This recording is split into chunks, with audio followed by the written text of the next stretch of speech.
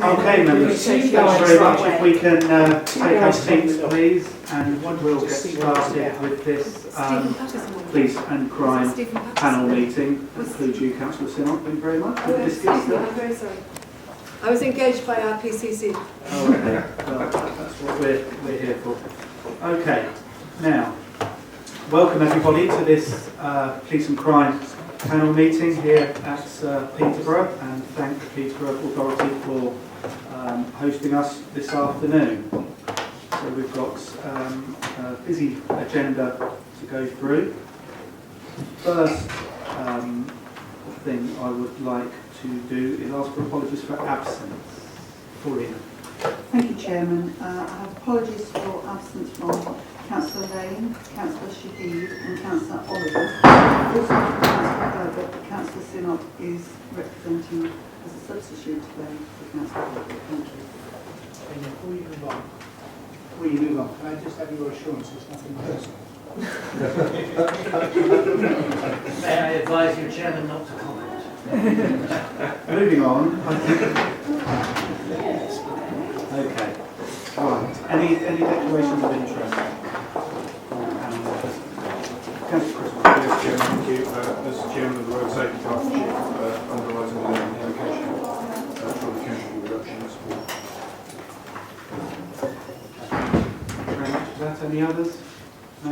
Just in terms of the accuracy on page 4 on 6, the final sentence, Chairman voted in favour of Just finishing on declarations of interest. Sorry, I'm assuming there's no more. Then we'll move on to the minutes, which I know you're keen to point out a glaring error. So yes, just repeat. Just at the top of page 4, it makes reference to Councillor Coles as being representing South Cambridgeshire. If people of Peterborough voted for him, might object to that. Peterborough, Chairman. Sorry, Councillor Maguire, could I just point of fact, yes, it was meant to be South of Cambridgeshire, representing South of Cambridgeshire, not South Cambridgeshire district. So I'll just add South of Cambridgeshire. Hopefully that will provide more clarity. No, that's all Councillor represented at Peterborough. Yeah. So would you like to put Councillor? Peterborough, certainly. Well, let's ask Councillor Coles as the subject of this. Oh no, you weren't here, were you? Of course. No. Well, we can. If I could give a point of information, I was in the Metro at South of Cambridgeshire when I was a police detective chief inspector, but I don't want to go into any great detail. I'm not too worried about the rank. Okay. We'll leave Paulina to capably alter the minutes accordingly. Okay. Right. So, Edward. One very small omission on page 10. The third bullet from the bottom. The point I was making was restorative justice is sometimes confused both with community remedy and conditional caution. So could we add conditional caution at the end of that? So which paragraph is that? So it's the third paragraph, third bullet from the bottom of page 10.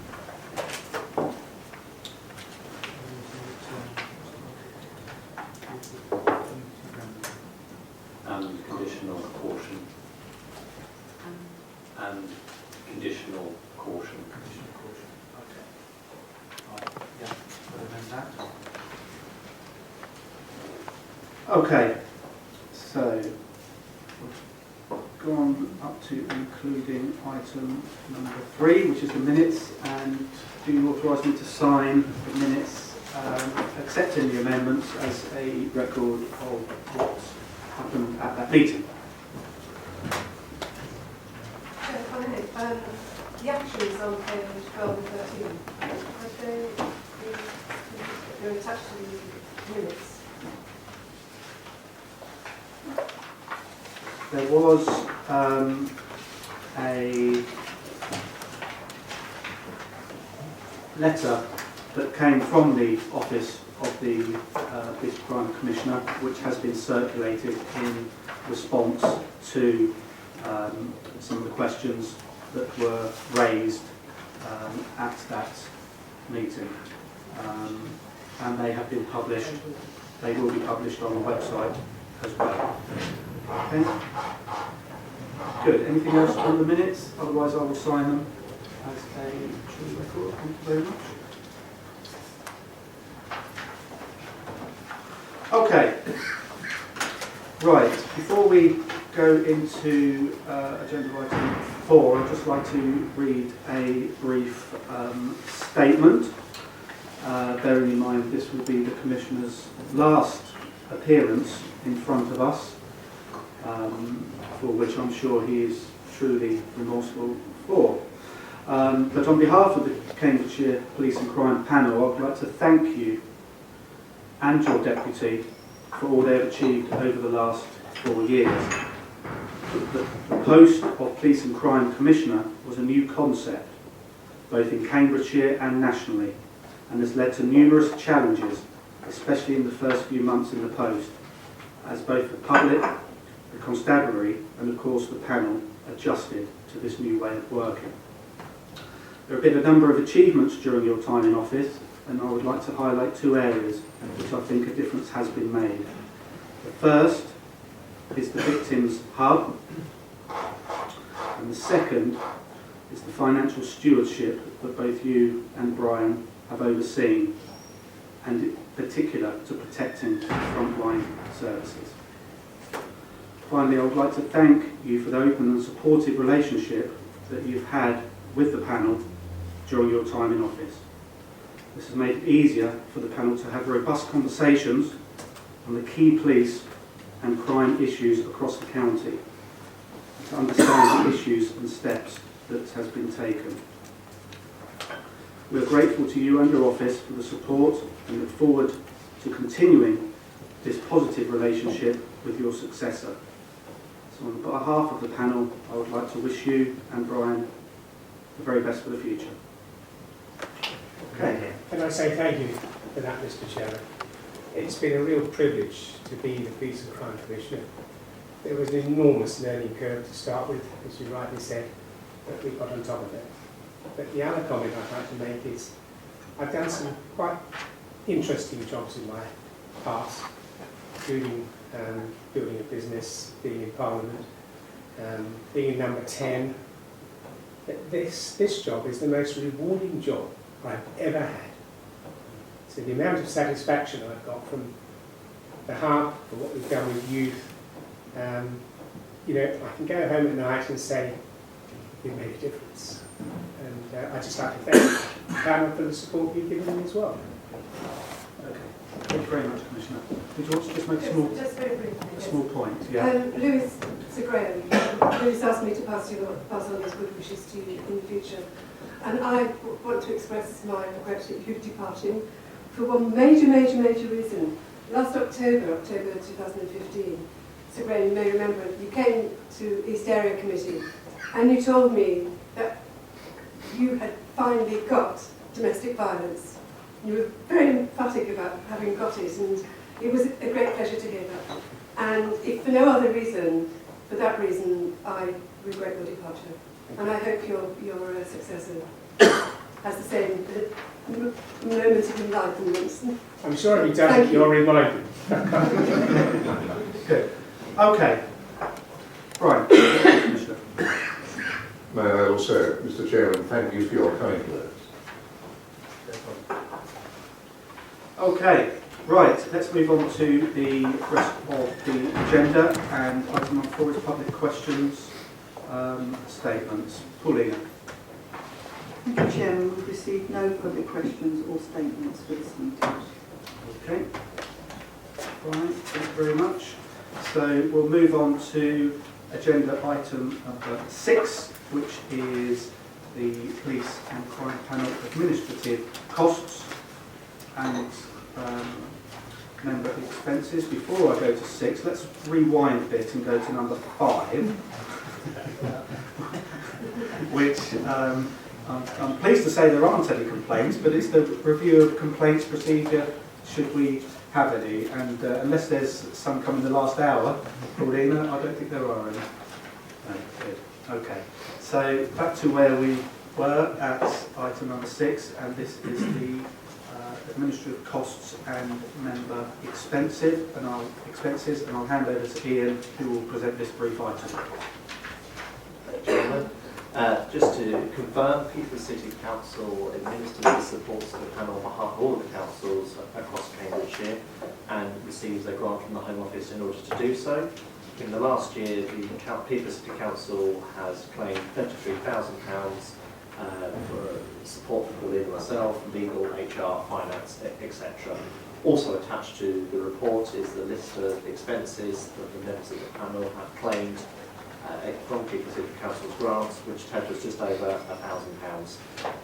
This report is provided for information and for transparency. Okay. Any comments on that? No? I don't think there's anything to note. Okay, so it's just for noting, and as Ian says, about being transparent and open as to what the cost of this panel is and any expenses that previous members claim.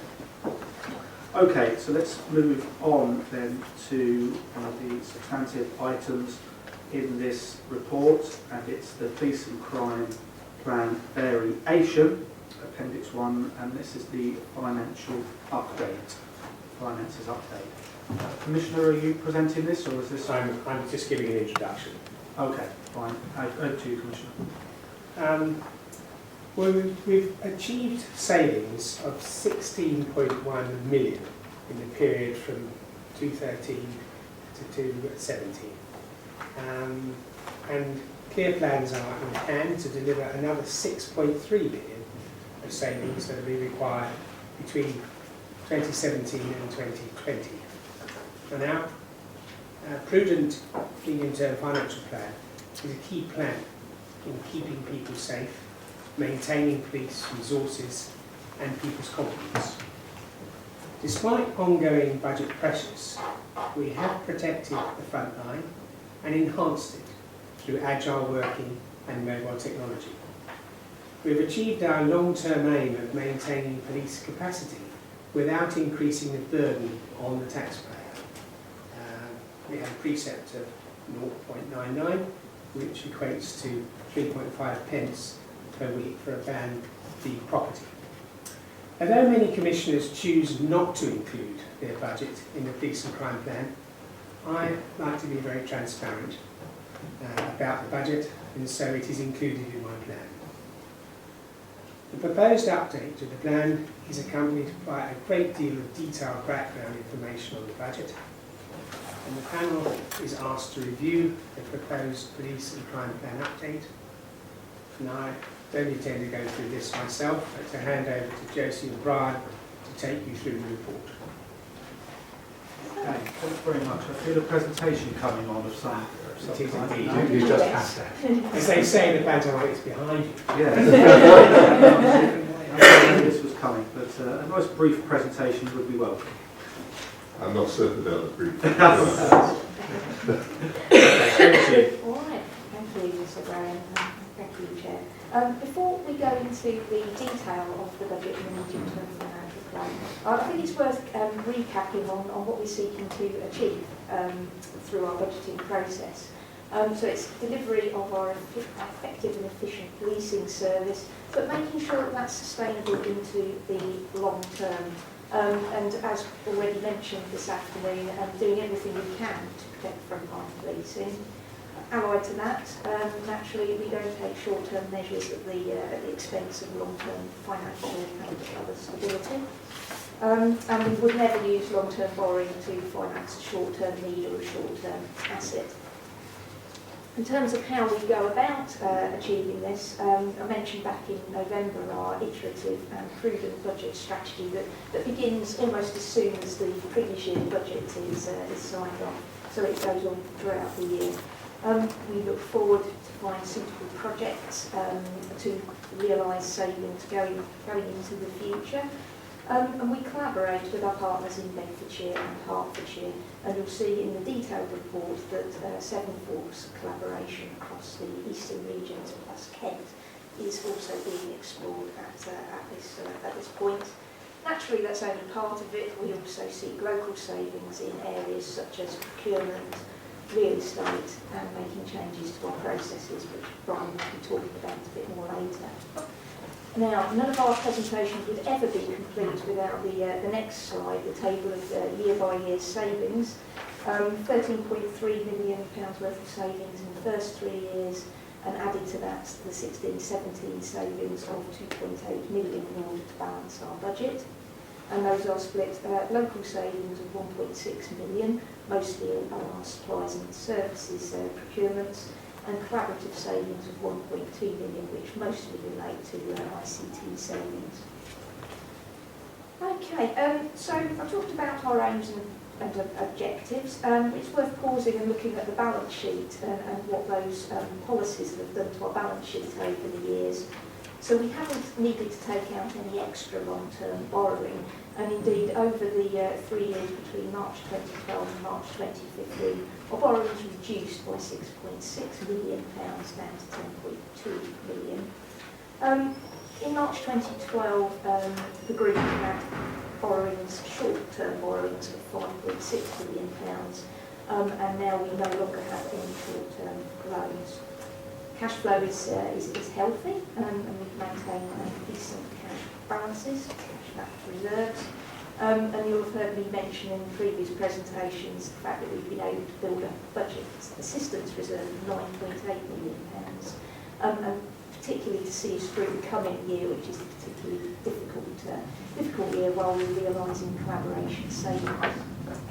I mentioned the predicted underspend of the last Police and Crime Panel meeting. After the capital spend financed from revenue for body-worn video, the predicted underspend is £1.3 million for 2015-16, and we're going to ring-fence that in a subset of the capital reserve for ICT developments such as the replacement of the airwaves communication system.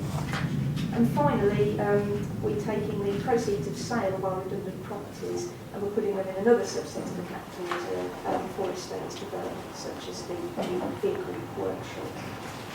Okay, moving on to the budget for 16-17, we have a total net budget requirement of £130.5 million, and that compares to £129.2 million for 15-16.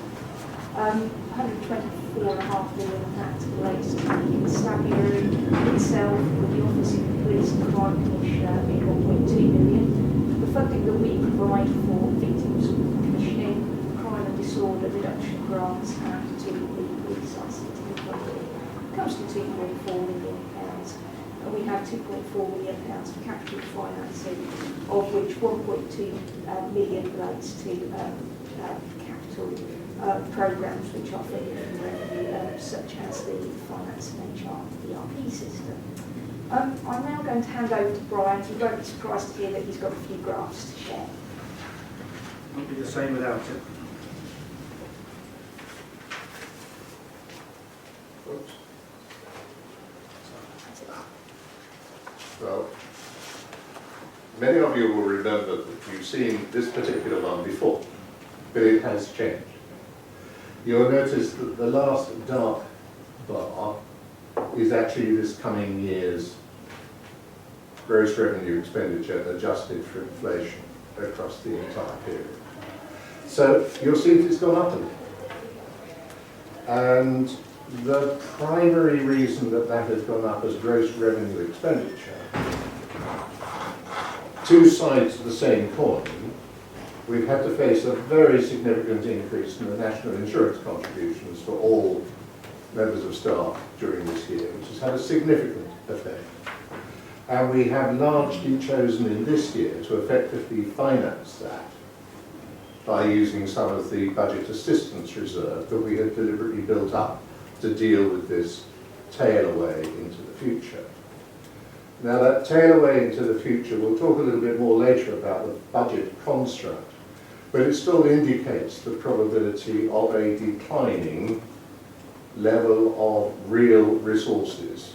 And that's what's expressed in our numbers. With a bit of luck, it won't be in that way. With a little bit of luck, it'll be flatter. It's that we've taken a particularly prudent view to the way of carrying forward the numbers through the following 3 years of the NTFP. And you will recollect that we had pointed out previously that just reducing a budget and balancing a book is one thing. What really matters is about the purpose. And the purpose is expressed in this chart in relation to the maintenance of frontline capacity. You will see that the total number of officers, which is the green line, has remained almost constantly stable over the 4 budget periods. In fact, from 2012-13, we have been able to more or less maintain the same level of deployment within the constabulary. But of that, a higher proportion are frontline officers. The number of senior ranks has declined, and the number of frontline staff has increased. And this has happened gradually over that period of time. I think that the number is in the order of 1,025 constables and on the establishment, and 800, and I have the figure somewhere, 814 in local policing of that number.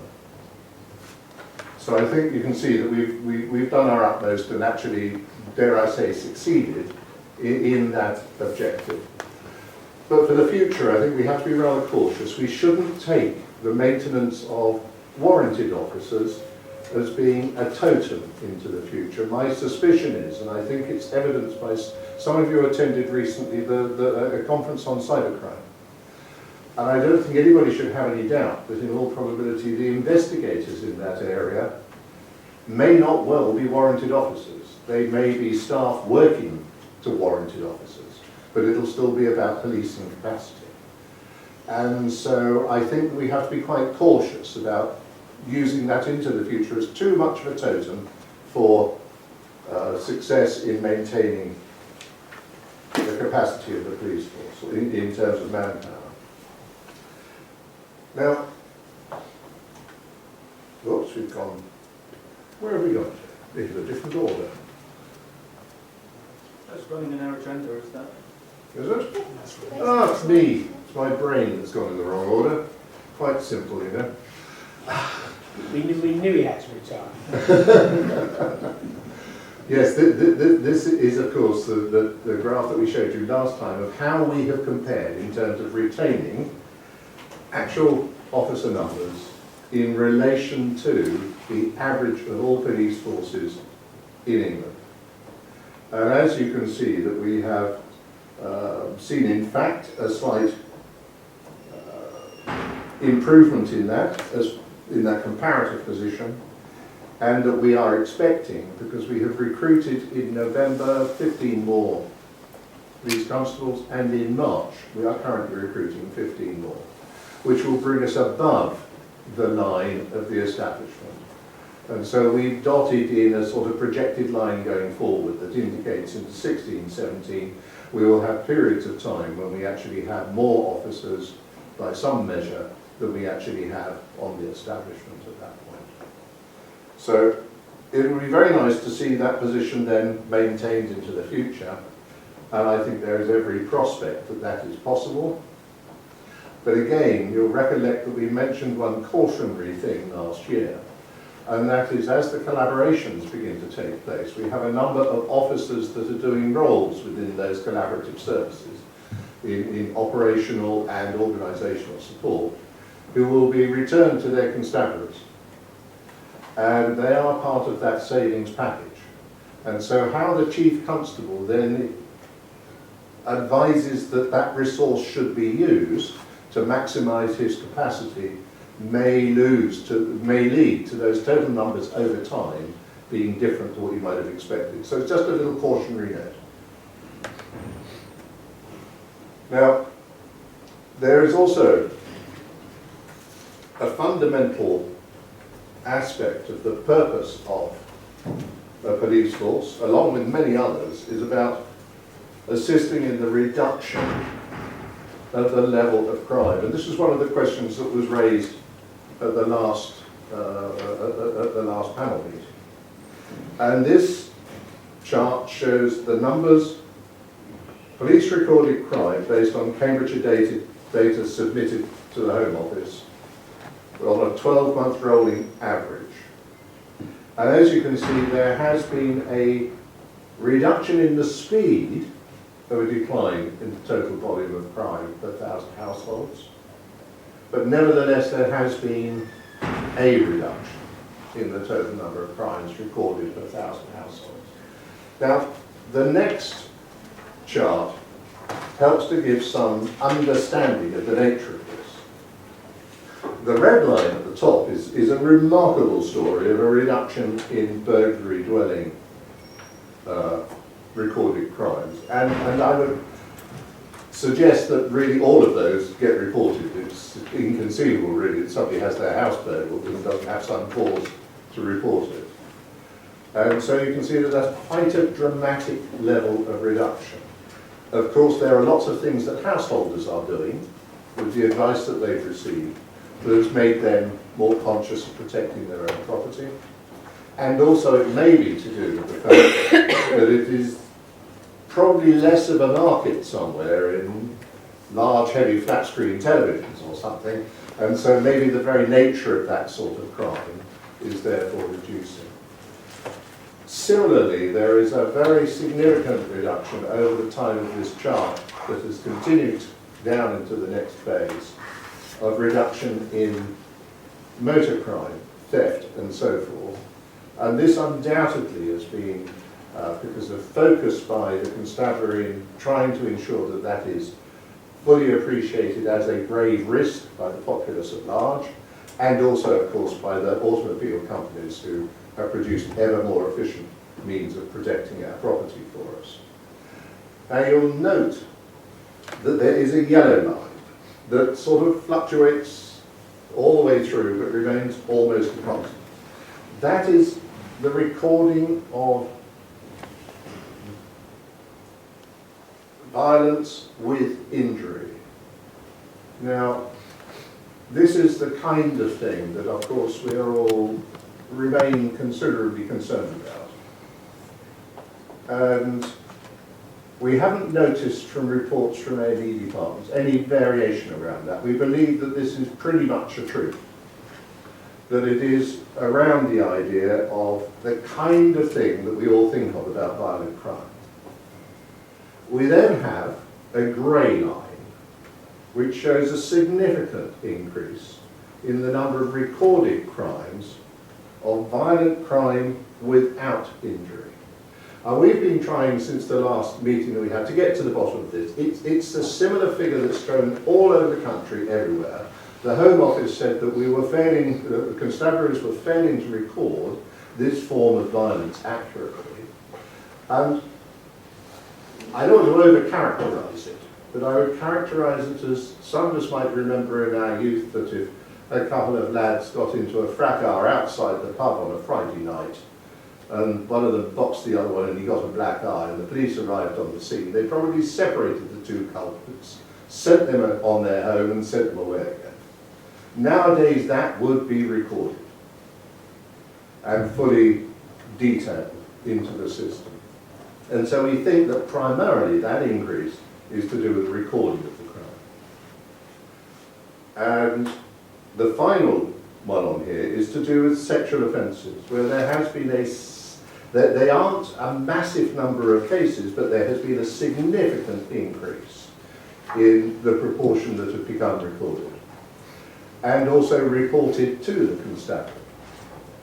And we hope, we really sincerely hope, that that is because there is an improving, I won't say a sufficient, but an improving degree of confidence of people who suffer from such crimes, that in actual fact the constabulary will really handle that well and look after them well during the process. And that's certainly been one of the things that the Commissioner has felt very strongly needs to be developed, and the constabulary have remarkably responded to it. So within an indication of some small reduction in crime, as you can see, you get quite variation beginning to occur. And we all believe that the probability of the use of the internet and cybercrime, especially amongst young people who become stalked and otherwise by people online and bullied, is going to be a significant problem for all of us to be concerned about into the future. Now, similarly, we take the measure of victim satisfaction, and these are people who have interacted with the constabulary. So this is polling those people who have received service from the constabulary. And we take this as the most important measure of how the constabulary are working with the needs of those in the local populace. And we're delighted to be able to report that there has been a steady progression in that aspect. And so we've seen quality, as we would contend, on their part improving. Now, the Commissioner made a number of promises at the time when he stood for election just under 4 years ago. And I would like to contend that in many of those areas we have seen substantial and significant improvement. There's no doubt at all that the instigation of contact points, of meetings on street surgeries, of establishing surgeries for individuals to attend to discuss their difficulties, of visiting an ever-increasing number of local bodies of one description or another, has developed a much greater contact between the equivalent of the old police authority and the populace at large. But we shouldn't forget that we are a population of nigh on 900,000 people, and so it is impossible to get to everybody. And that process has been supported by the provision of outreach workers. I think it's an excellent thing to be able to report that the number of special constables is going to rise above the 300 that we were hoping to achieve, and looks, because of the number of people now applying, as though it will rise potentially quite considerably above it. One of the difficulties has been that many people become a special, realise they quite like what they're doing, and then with the next round of recruitment they apply. So you're forever recruiting people of interest and competence to become specialists who then seek to do something different.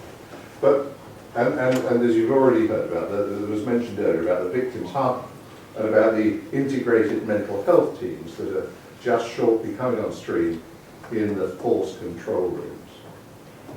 I think we were given a number yesterday that a year and a half, 2 years ago, some 260 people a year on average were being, with severe mental health conditions, were being taken into police cells.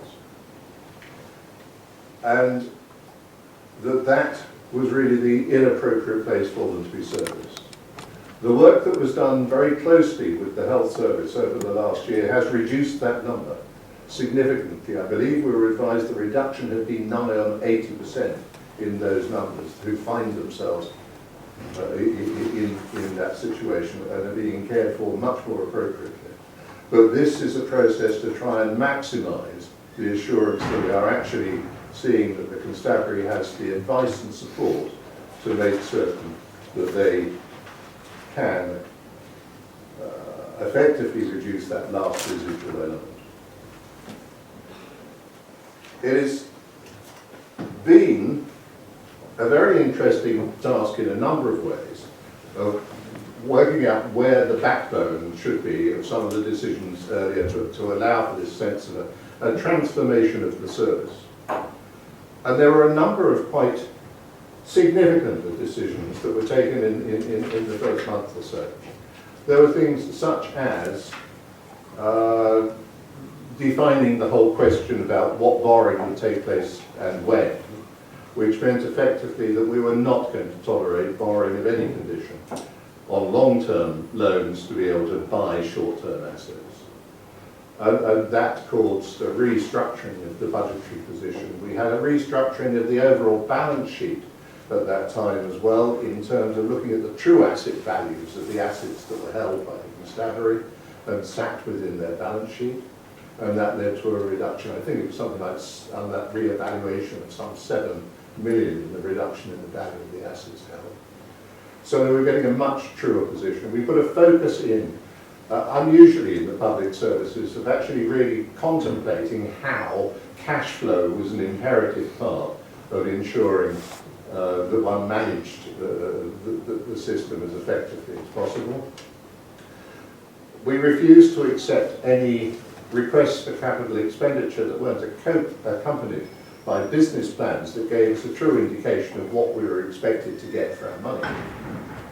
And of course, one of the early big decisions was that there had been some very useful work done before under the previous police authorities in Bedfordshire, Cambridgeshire and Hertfordshire about considering an external contract for all of the organisation and operational support functions.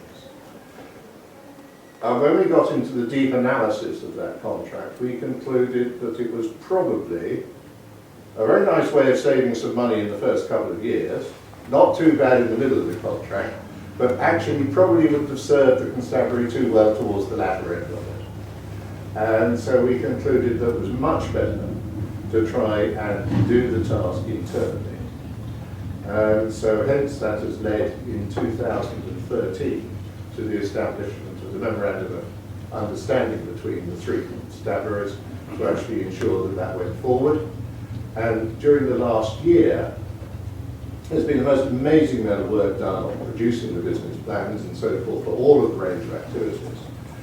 And we rather believe that if we bring those plans in, and they've started in this last year and run through the next 2 to 3 years, that if those plans are brought to fruition, it will take grip, there's no doubt about it, but if those plans are brought to fruition, we will have taken out in the order of £20 million out of an £120 million level of activity in the provision of those services. And you'll have heard from Josie a little while ago that we're also working to some extent on those areas that make sense to work on a 7-force basis. Now, I believe that one of the things that will prove to have been the greatest potential change that has started and will continue way into the future is about the effect of using mobile technology and about the ideas of agile work. No longer are buildings and offices and desks necessary for the function of so many aspects of the work of the constabulary. There's nothing particularly wrong with the coffee shop. There isn't anything wrong with the library. These are public places as well that give a better presence amongst the community, build that rapport between the police and the people they serve. And also that we have been able to demonstrate conclusively that there are considerable effectiveness benefits. Now, I've got a suspicion that I might have got these in the wrong order when I put them into the pack, so I've just skipped forward to this particular one. 2, sir, is the Cambridgeshire front-faced product for mobiles, tablets and so forth. And already it is possible for the notebook. This is now a notebook, but it's more than the old policeman's notebook. It's now a notebook on which information can be dictated and recorded. It can be typed in. It can be written in by hand without stylus. Photographs can be taken. Movies can be taken. And that is just a total leap forward in developing that recording of evidence on the scene. And already we're moving towards the position that electronic signatures are accepted for witness statements, so they can be taken more immediately. We're moving forward to all of this information in the next few years of being capable of being put into the file that goes electronically to the courts. And so all of this is processing forward.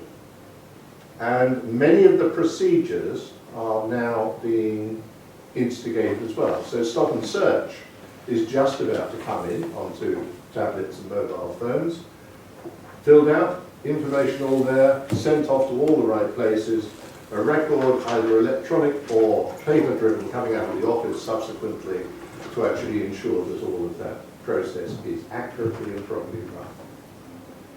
Now, by the end of this year, 2016, we should have received then the service capacity on these systems that would allow simultaneous interrogation of up to 27 separate databases of information about the person, the place, or the vehicle that is before the police constable out on his duty.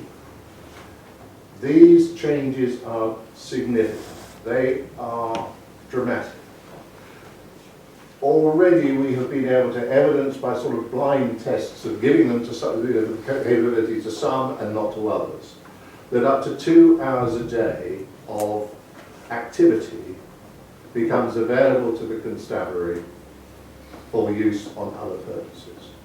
Now, in the Hamptons, one inspector at that police station actually said to his people, he said, yeah, I'm shutting the police station. You can't get in here between 7 in the morning and 11 at night. Sorry, it's not permitted anymore. But here are the 37 places you can go to around the area that we police, where you can log into Wi-Fi, where you'll be able to get yourself operational. The outcome of the analysis of that was that they were able to reduce their mileage travelled by 25%, and they were able to increase the number of incidents attended by 25%. So many of those minor things that could not always be attended as spontaneously as would have been wished were handled in that way. Now, into the future, I think this gets quite a difficulty. Again, yesterday we were advised that roughly 80% of the activity of the constabulary is not to do with crime. It's to do with a plethora of other things that occur that aren't actually crimes. Road accidents frequently are, there's nothing criminal about them, they are a road accident, and yet frequently police attend. You can have examples of animals escaping that cause a problem on the highway, that it's not necessarily anything to do with anybody's criminal behaviour. You can have missing people. Now, I'm sure that I heard this right, that yesterday we were advised that there are 7 missing people a day on average in Cambridgeshire, which is a staggering thought. And so all of these activities require response and resource to fulfill. And how that extra capacity is used, I think, is going to be one of the most interesting challenges for the constabulary as all of these electronic systems become played out into the hands of every officer and they are fully utilized. We're also bringing forward in 2017 a new duties, HR and finance system that will provide for line managers detailed information about the true utilisation of the resources for which they are responsible. At the moment, this is a very cumbersome process to produce those kinds of answers, but it should become much more spontaneous. Now, I think I at that point have to go back and just say, back to the future. It's that what of the future, what have we got to, what's got to be achieved? There are savings of, estimated savings of £6.3 million still required up till 1920. Now, where do we expect those savings to come from? We expect savings to come through the collaboration schemes that have already been agreed in BCH. HR, learning development, modest ones for firearms and explosives licensing, public contact. where we hope over that period of time and expect from the plans that we've got that they will generate savings for this constabulary of £2.8 million. Similarly, custody, criminal justice, almost in line for starting those processes. Final business cases have been approved and we're moving forward to the formal agreements. But in ICT information management, we're expecting further additional savings of 1.5 million.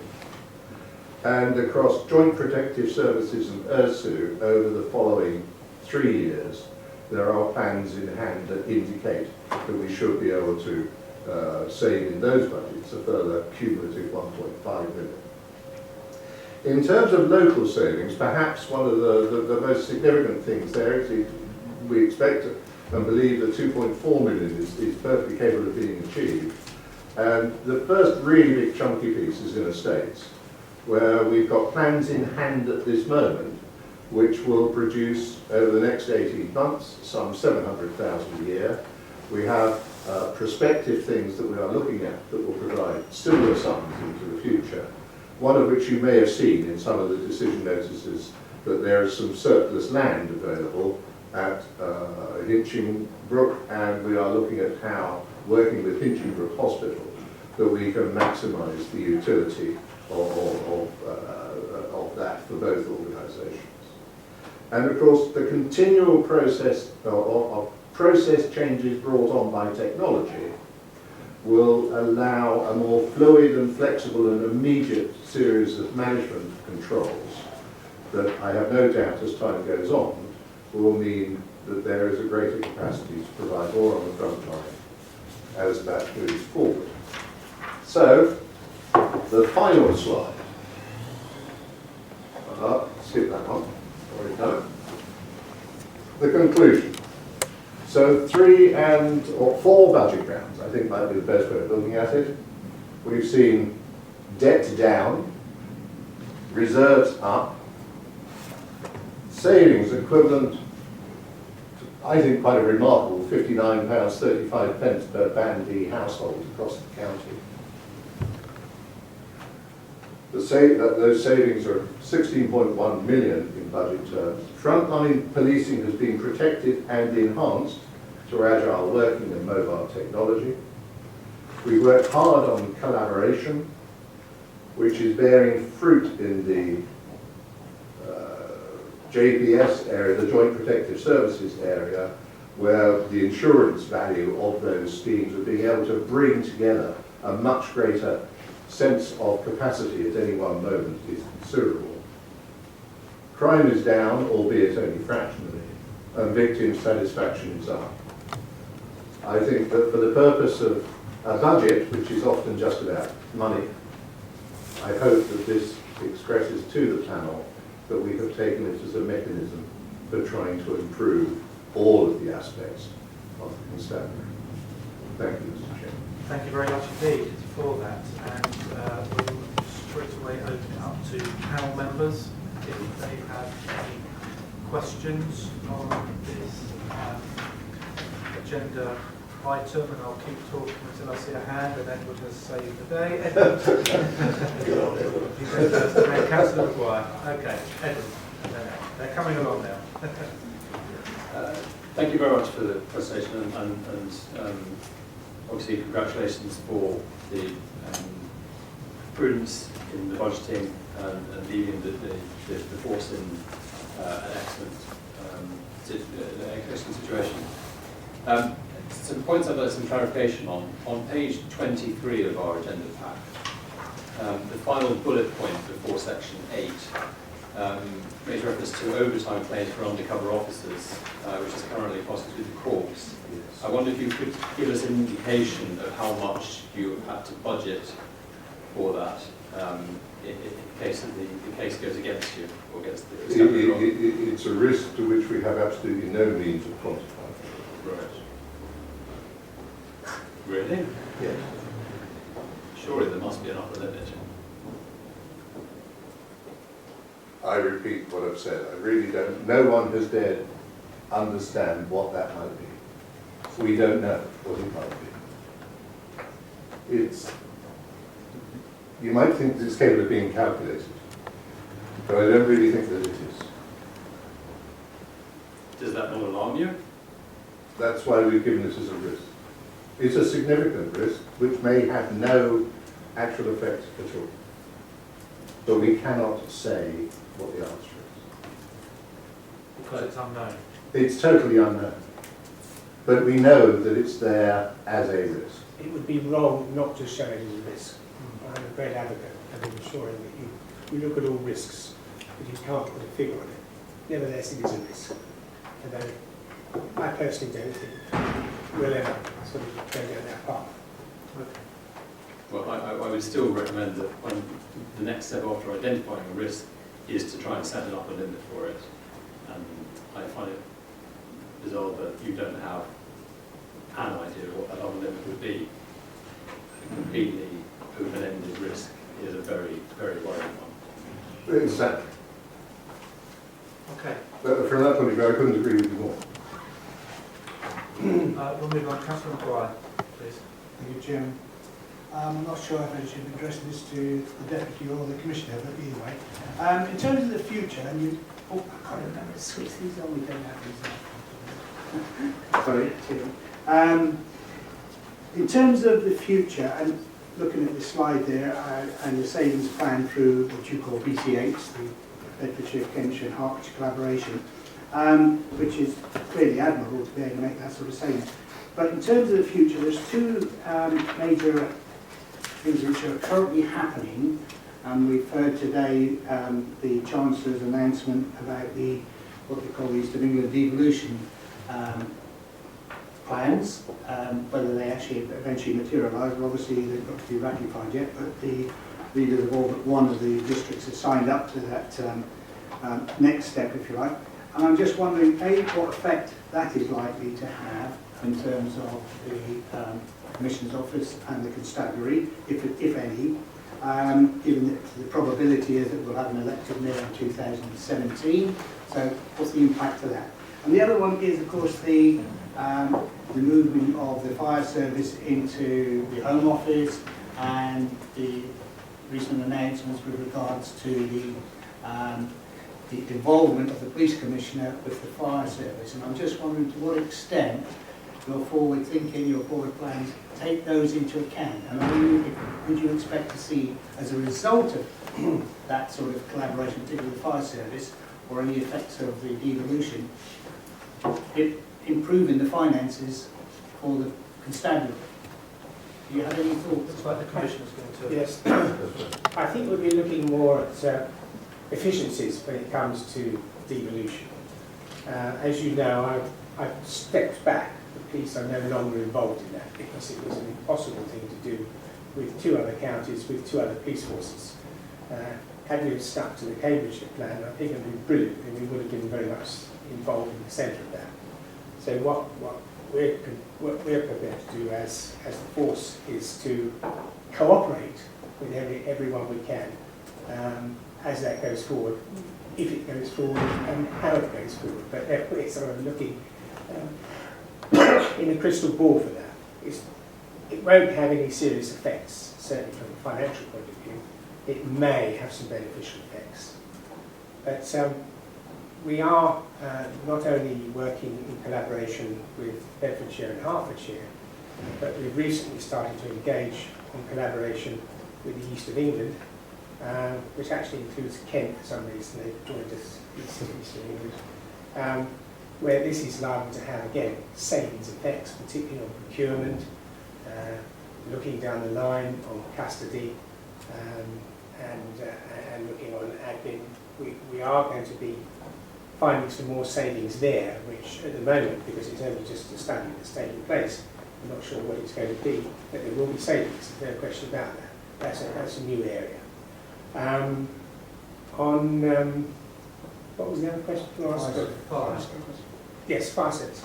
Now, this is again something entirely new, as you know.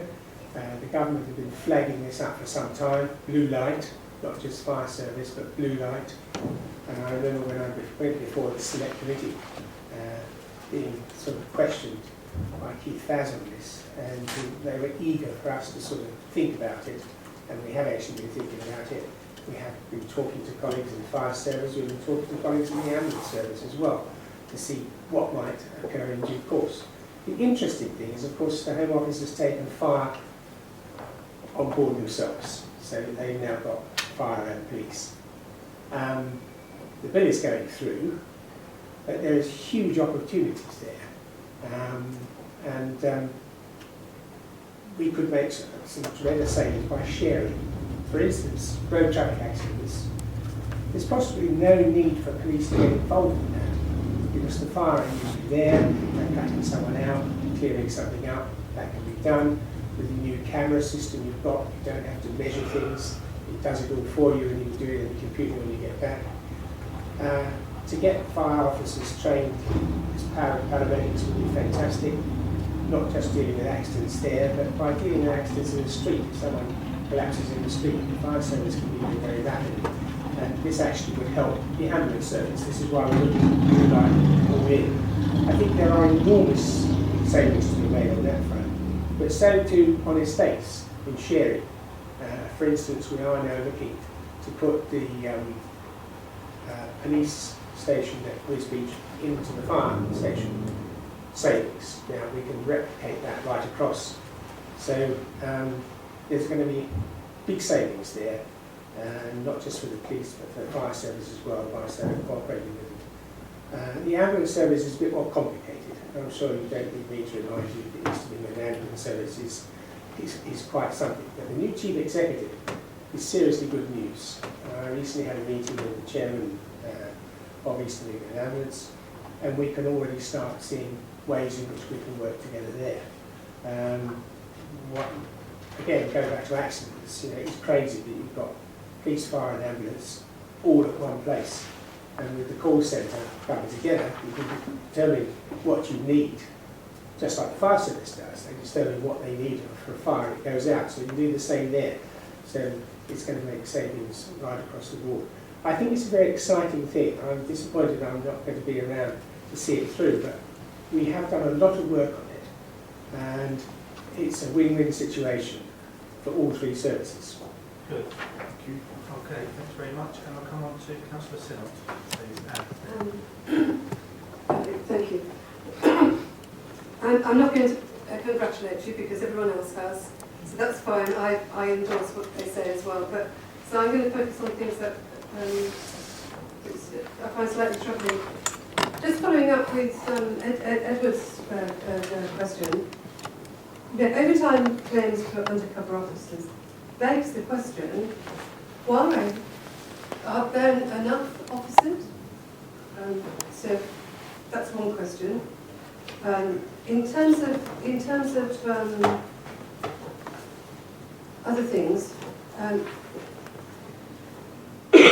know that on page, sorry. Shall I go to Well, you another have question before you found your question? I have it really. So it's just in terms of police numbers. I mean, it shows a reduction of local police. So is that and elsewhere in your presentation, Brian, you referred to a reduction in senior officers and an increase in frontline officers. But the table somewhere in your presentation shows a reduction in local policing. So I'd like to know the detail on that. Okay, let's get clarification on that point.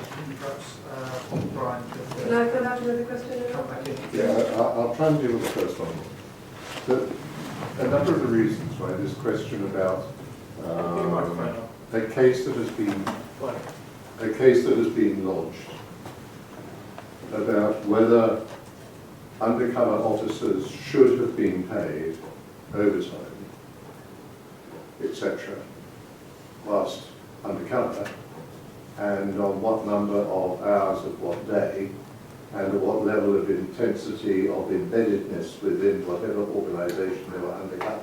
It is all to do with the past rather than to do with the future.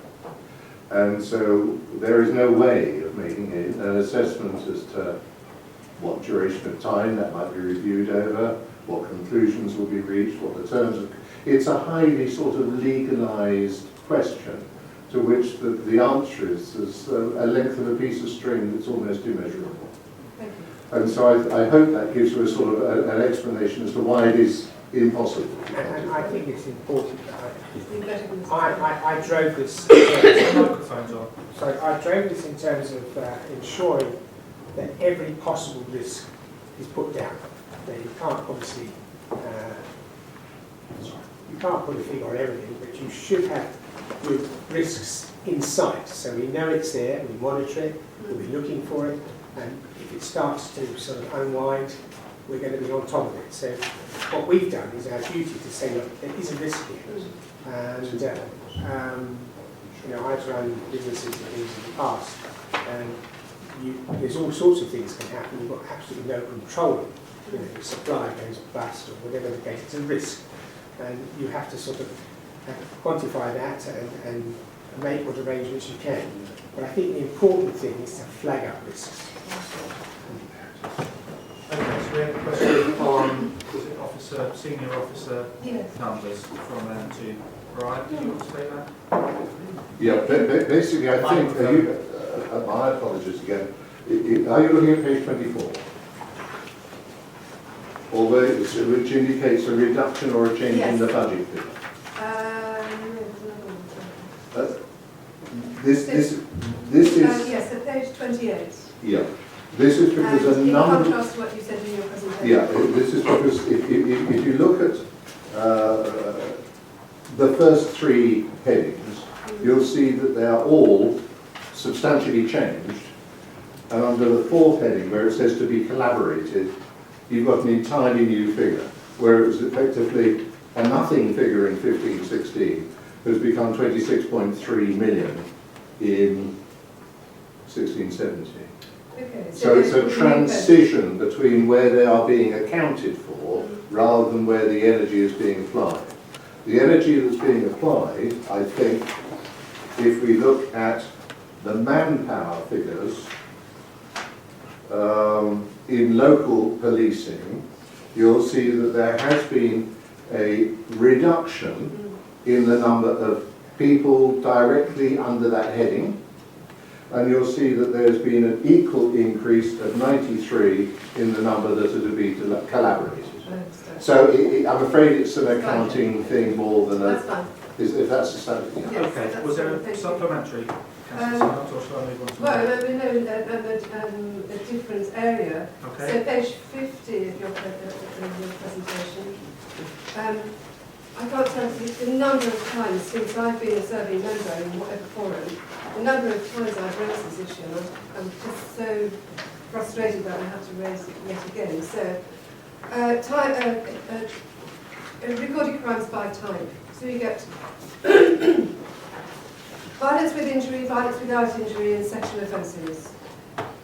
Where is domestic violence as a separate category? Oh, We need it in whatever presentation of figures, for whatever purpose.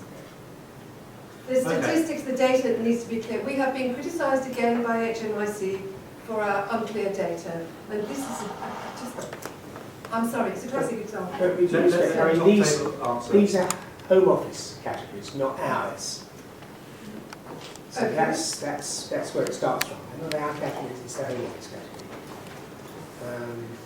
And it is difficult to understand, and I tear my hair out sometimes. And I've actually taken this up with the Home Office. In fact, I've taken it up with the Home Secretary. So. Well, I'm glad to hear that, but there are more detail. I mean, they're still not good enough, but there are more detailed breakdowns of crime that that come forward to us at Cambridge Community Safety Partnership. So anyway, so Okay. I just have to raise it because If I just make the comment, I appreciate your concern for that topic, and I hope you've appreciated that previously the Commissioner has stated how determined he is to try and make certain that's really brought to the fore. What I was trying to do in this particular chart was to show you the changes that are taking place, some of the more significant downward figures and some of the more significant upward ones, so that you could actually recognise and I could display to you how things were shifting and changing within the nature recorded crime, and that was my sole purpose. So I apologise if I Yeah, it's failed a bit like factually talking in about that. zoo animals, isn't it? Okay. All right, thank you very much for that I mean, answer. but Edwards has also asked about violent crime in the past being differentiated by category. Yeah, we've got some other speakers, I'm going to bring those in. Okay. So Councillor Shelley's mic, please. Thank you. I'm sorry if this appears to be flogging a dead horse. I want to go back to this, That's fine. this overtime issue.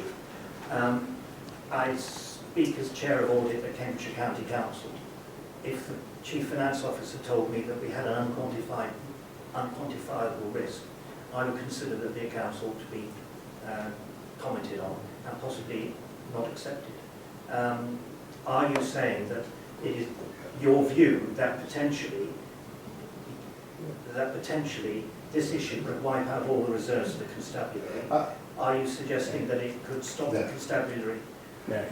So in that case, you do have a broad indication. And this has also gone forward to the audit committee as well.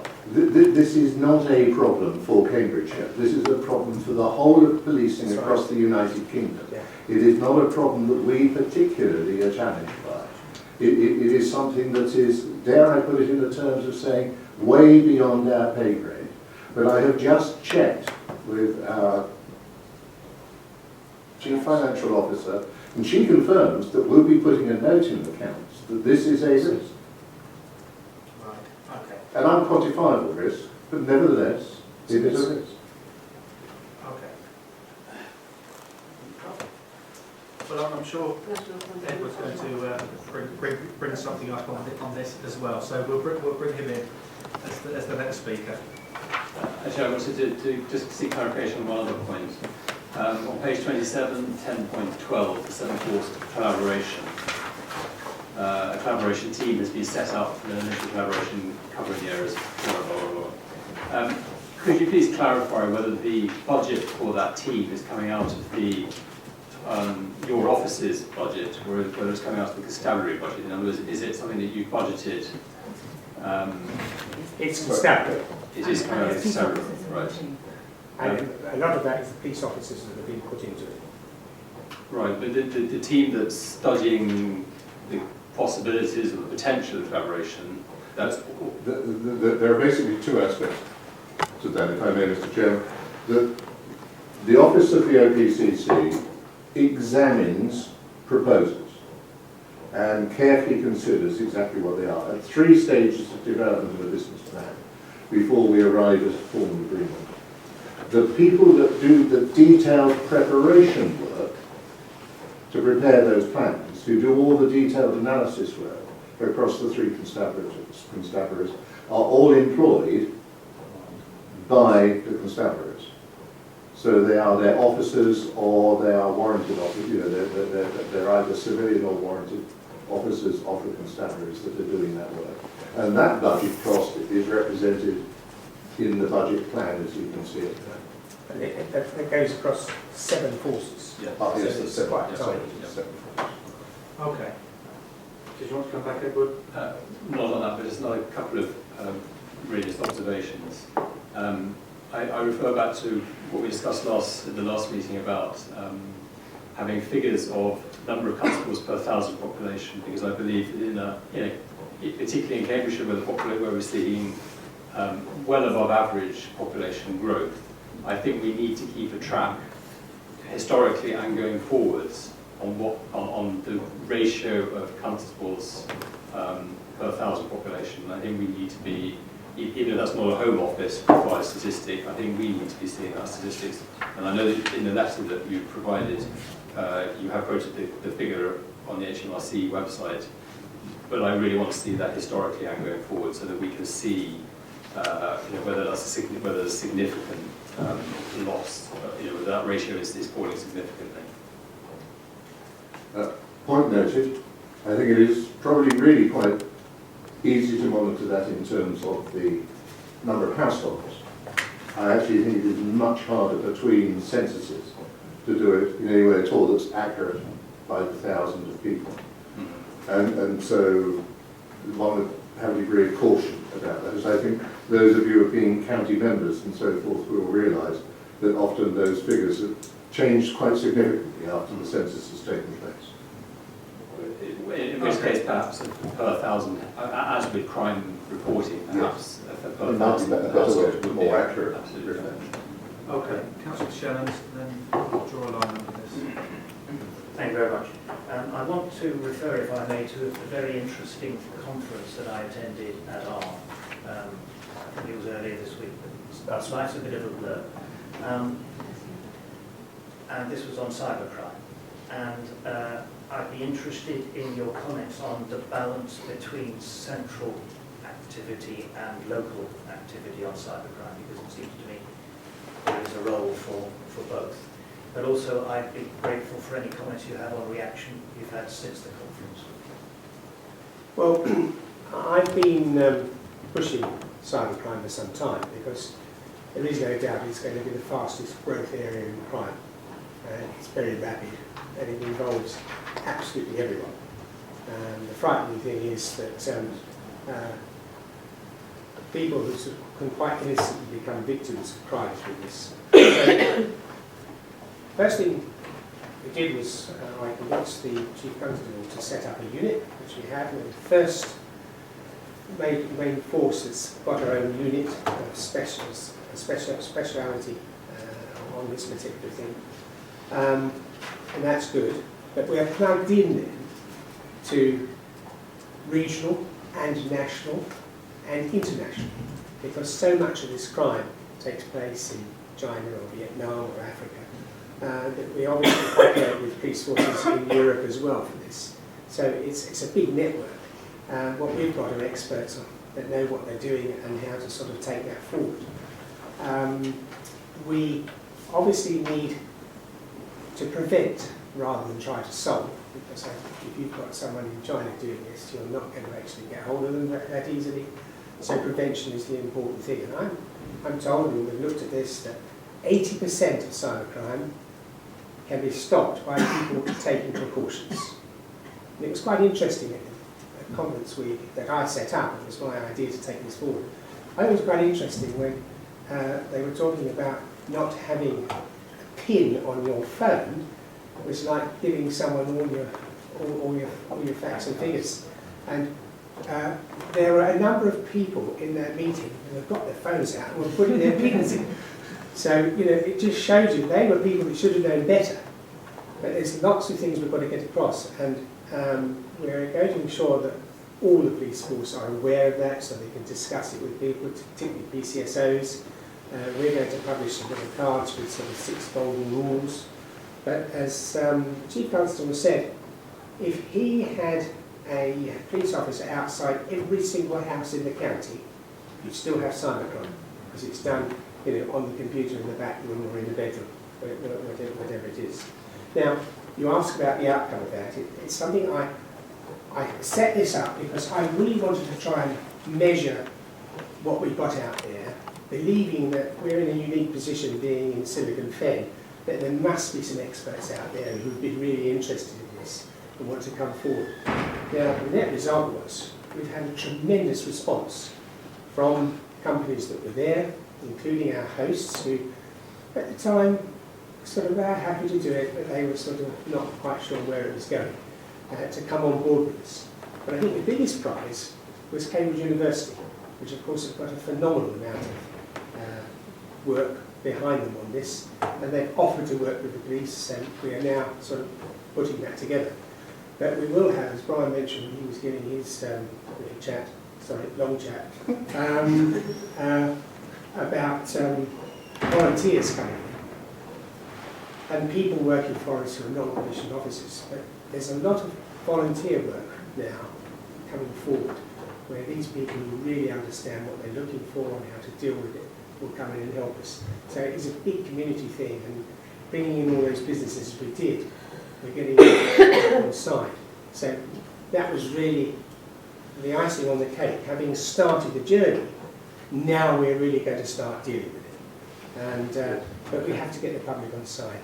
An interesting thing I mentioned the other day, we were talking about this some time, and the Chief Constable and myself went on one of the street surgeries up in Wisbech, and we were talking to people about this, and we were quite amazed that there were 3 elderly ladies that must have been in their 80s. They actually knew more about that than we did. They were really good. So it's not an age thing. You always think youngsters understand it, but you know, it's getting that message across. If people know what they should and shouldn't do, we can make a big impact on cybercrime. Okay. Thank you. Thank you, Commissioner. And in conclusion to that agenda item, the panel is asked to note and approve the variations plan and make a recommendation. So, does the panel endorse the plan? Agreed? Yeah. Okay, so that's carried. Thank you very much. And moving on to the next couple of agenda items. Now, there's 3 of them here, and we as a panel, I believe, have asked for these to come to panel meetings. So, was there anything you wanted to add on the first one, for example, public engagement? Otherwise, we'll take questions from the panel. Well, I was preparing to say something about public engagement because it is key to the Commissioner's role.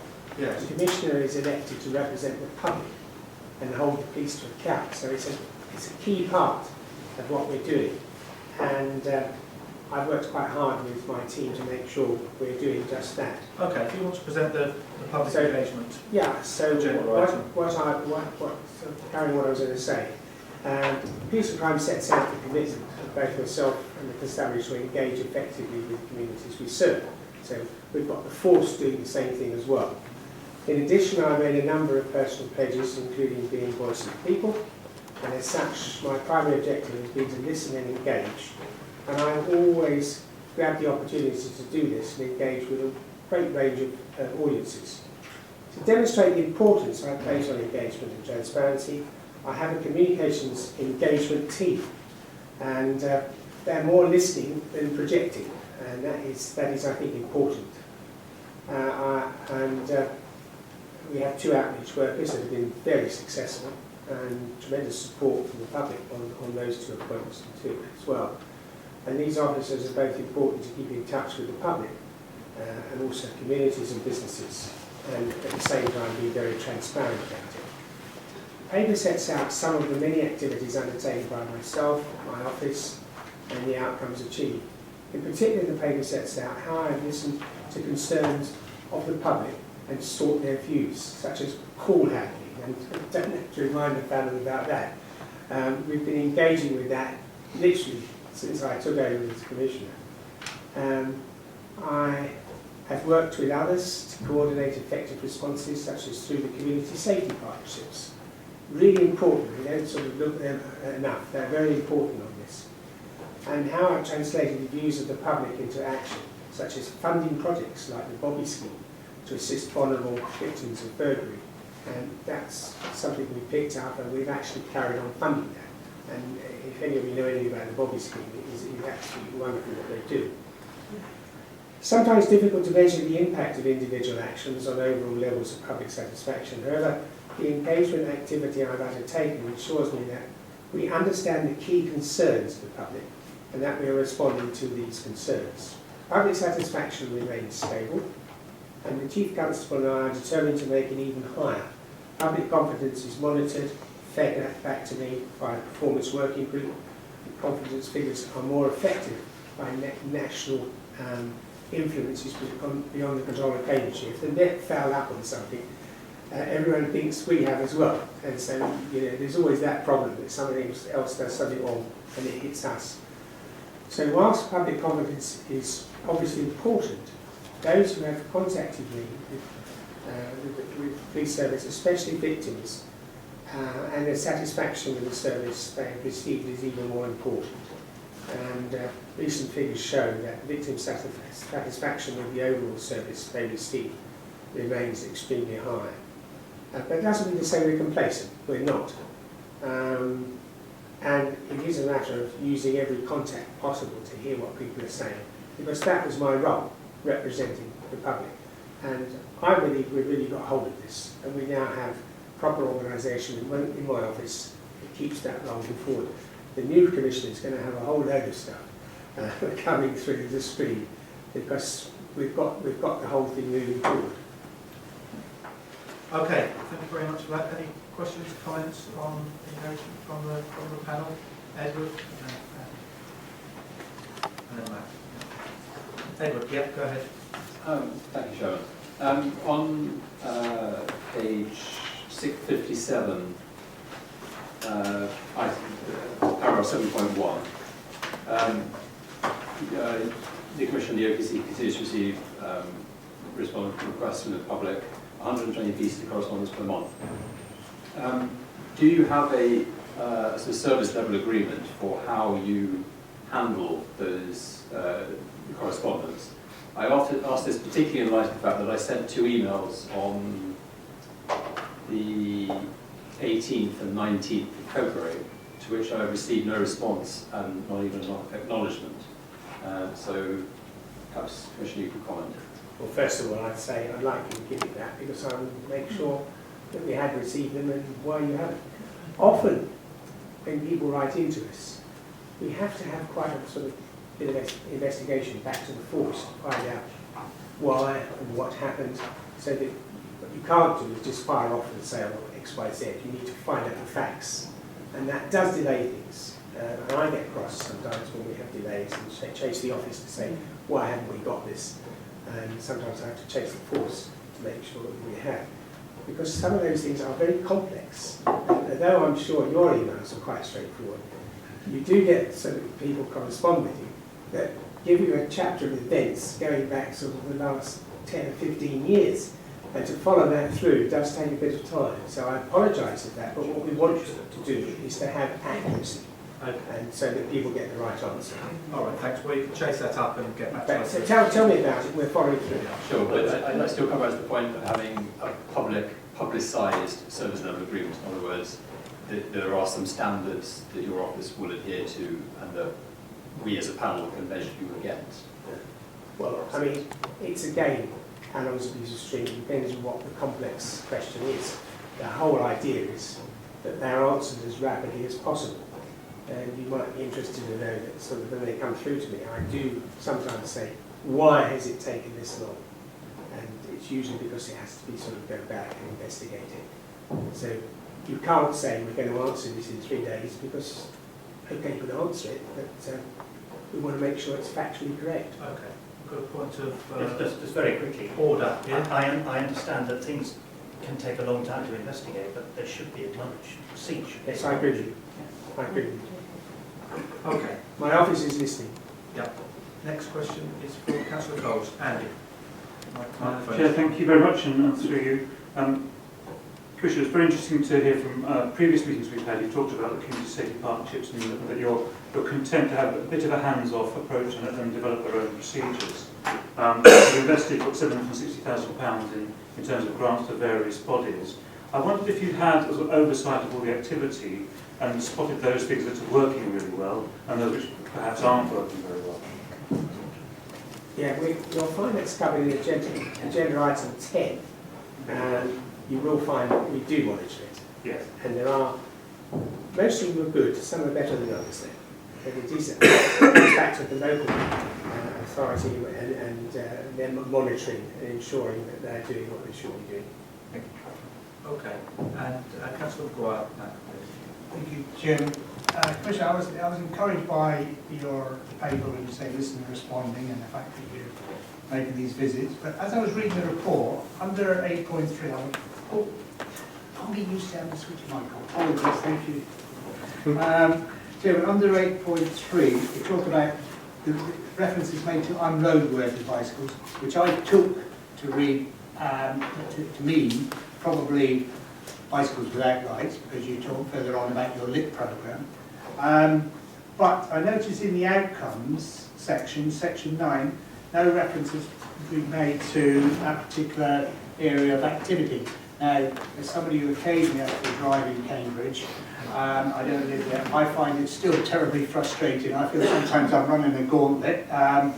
when dealing with cyclists, and we still seem to have a fairly significant problem, not just with those who choose to ride without lights fitted, but some who feel that they can ignore traffic signals, and the ability to change lane and drive right across it without either looking over their shoulder or indicating. Some of them must have with the alcohol eyes in the back of their head.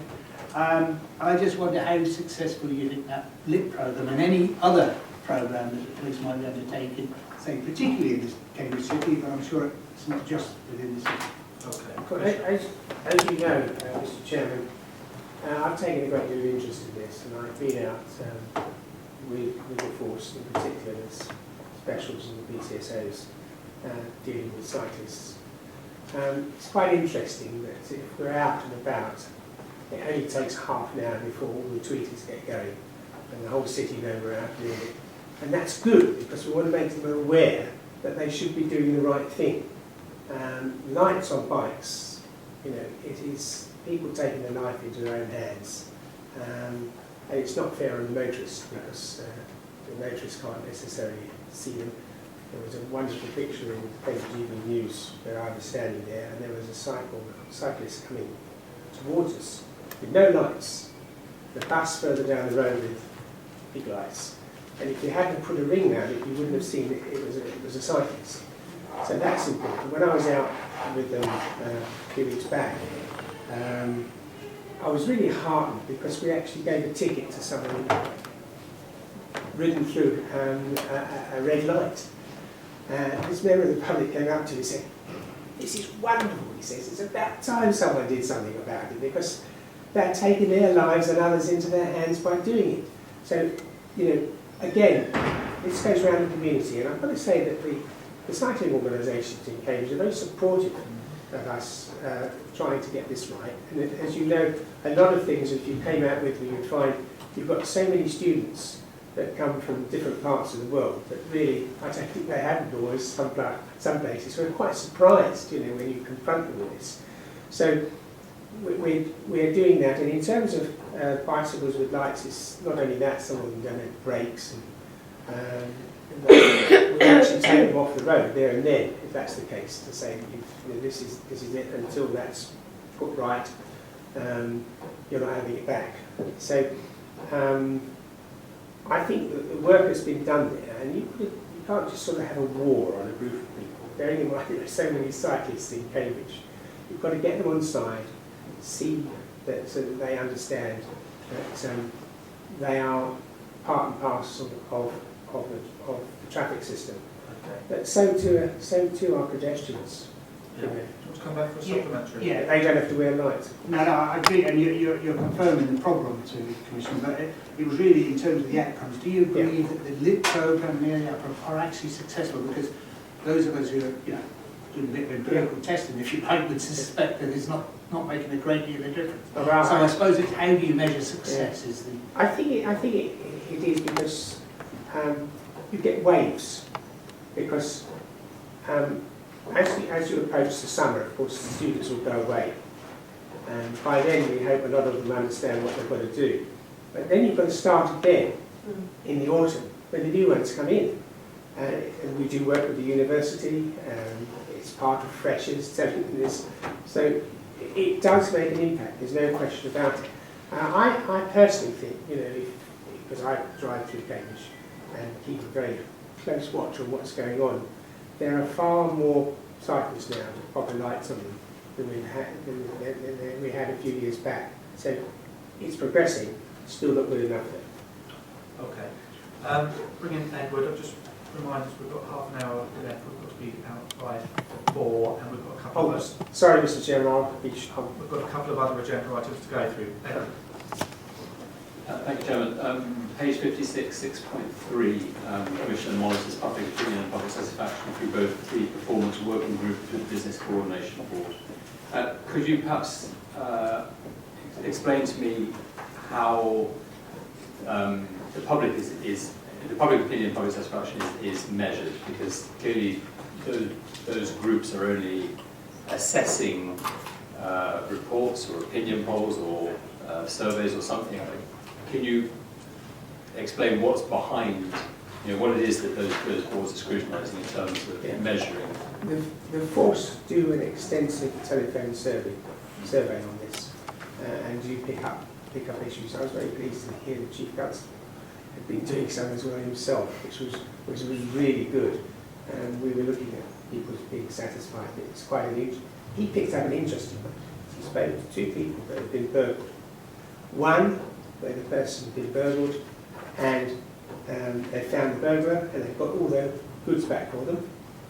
And another where they'd been burgled and hadn't found the burglar and hadn't got anything back. The interesting thing was the person who hadn't got the stuff back was more satisfied than the chap who had, because they'd been looked after, they'd been visited several times, they'd been told what was going on. That's quite interesting, because that is real satisfaction, because they've been satisfied with the service they've had from the police. Whereas the person that got it all back, well, they've got it all back and that was the end of it. So, telephone surveying, and the fact, and I think you'll get confidence in the fact that Chief Constable does some of that as well as part of the team, is really good news. Okay. Good. One supplementary, and then we'll move on. So that's obviously surveying victims of crime. What surveying is there done on people who are, in the wider community, who are not coming in contact with the police, who may have views about the police, who may actually feel that that the police doesn't support them and that they won't go to the police? How do we dig down deeper into the community? Well, you've got 900,000 people living in Cambridgeshire, so you're not going to contact all those people. You have to take snapshots. When we have street searches and talk to lots of people, we get feedback. I think one of the good things that we've done is to have the contact points that we've set up in supermarkets, because the footfall is incredible. You've got thousands of people coming through.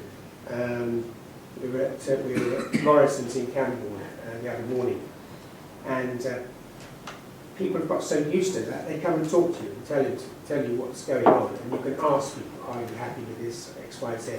And we're going to further develop that. I did say I got frozen stiff one morning being outside Budgeon's in Chatteris. It must be the coldest place on earth because we were outside. But I was going to people and asking them, most people are very happy with the piece. It's interesting when you ask them, they're happy. But with a probe, and I think that it comes down to the fact that people's concerns are usually about parking and speeding. We know that. It's one of the things. I usually say parking, speeding and dog poo. But I mean, that's what it comes down. It's pretty basic stuff that people are concerned about. But the point is, if they're concerned about it, we've got to be concerned about it. So that's how we measure things. Thank you very much. Councillor Bullock, and then we'll draw a line. Thank you, Chairman. Just one thing else I'd like to bring, I'm referring to pages 58 and 59. The Commissioner knows my views on invisible police presence from when I stood against him 3.5 years ago. And I'm glad that this has come up in this thing, and I commend him for asking the Constabulary to review how special constables in particular are used in communities. And whilst that it's a request really to you or perhaps your successor, but certainly through your office, if we could have a brief report in the future on how that's progressing, because I firmly believe that a visible police presence does deter crime, and I agree with Commissioner entirely that special constables working in their own particular area where they live would be very, very good use of their time. I'd say something about that on the rural crime units coming up. But I think the biggest step forward, and Brian sort of touched on it when he was talking. I mean, I've driven IT like mad, not just to save money, but to improve the service. And what it has done, you mentioned about being locked out of the police station, it's actually got just about 30% more police officers outside where they can be seen. Because if they're working outside a coffee shop or in the library or sitting in the car doing their thing, they can be seen. Even so, upping it by 30% is still a big spread when you look at the number of villages and communities we've got. It's more noticeable in Cambridge and Peterborough, because they're big cities. But we have got more people out there, and I'm really pushing specials. I'm delighted that in a couple of weeks' time we're passing out 38 new specials, which is the highest we've ever had. So we're really getting people interested, and this is all part, of the community. One of the challenges I put out when I've been going around and talking to parish councils is, if you want specials, help us. Try to identify people in the community, encourage people to come forward. We've got a couple of experiments running as well on stationing specials in particular villages. We're doing that in East Cambridgeshire and South Cambridgeshire. Tried to go north of Peterborough, but it didn't work quite because we didn't get people coming forward wanting to do it. But this is now a programme which is going to carry on. Okay, thank you very much. No, it goes off a little bit. No, it doesn't. Right. So we're asked to note the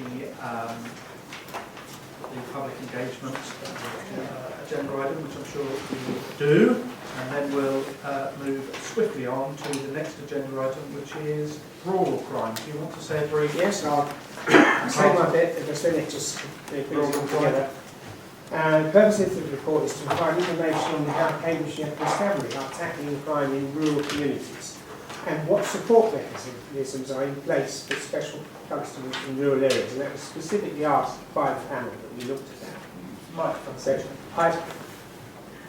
I fully recognise that crimes in rural communities are in some circumstances no different to those in urban areas, such as criminal damage, antisocial behaviour, speeding vehicles through the villages. Nonetheless, I know that the National Farmers Union estimates that rural crime costs 1.7 million in 2014.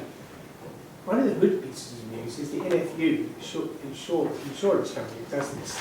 It's noticed a huge drop in claims, and we can measure that. That's there to be measured, so impact is being made on that front. Chief Constable ensures that an operational approach to policing in rural communities based on threat, risk and harm, and as such has taken proactive action. There have been a number of local operations and awareness raising through the sessions, such as Operation, I love the names, Dallas, tackling the heating oil theft, as well as apt Texas and heating oil. Operation Armitage, tackling arson and scat fires, and working in partnership with the fire service. And that's a problem that was there, which I think, by and large, we've really sort of got to grips with that one as well. Most recently, my board discussed rural crime, and I'm particularly pleased that the Chief Constable is committed to funding 6 posts to a dedicated full-time rural crime team. Obviously, it's right across the county, but nevertheless, they are mobile. They're not stationed in one particular place. As a panel will know, I've always had a huge support of special constabulary, and I'm pleased that numbers of specials have been maintained. I think when I came in, it was 240. I wanted to up it to 300. We've kept around that, but we're now moving above 300, which is really good news. The Constabulary has adopted an integrated operational model, so specials are now part of the regular shift teams. And this created a team ethos, and as a result, job satisfaction has increased, and fewer specials are leaving. I wish to assure the panel that specials have the same practical support mechanisms as regulars when policing in rural communities. They've got backup, they've got cover, they're not just sent out on their own. It's very, very much part and parcel of the whole force. And I'm pleased that the Constabulary are piloting, as I just mentioned, parish constables, which is something I flagged up. I worked hard to get this underway. We are getting it underway, so it is my hope that as we move forward, villages or groups of villages will actually have a person that they know and recognise and is within the community. Okay, thank you very much. Any questions, comments on rural crime from members? No? Okay. I do fund, of course, the Countryside Watch as well, yes, which is very effective. Yes. Yeah. Good. Okay. So we're asked to note that report that we've asked for, which I'm sure we duly note.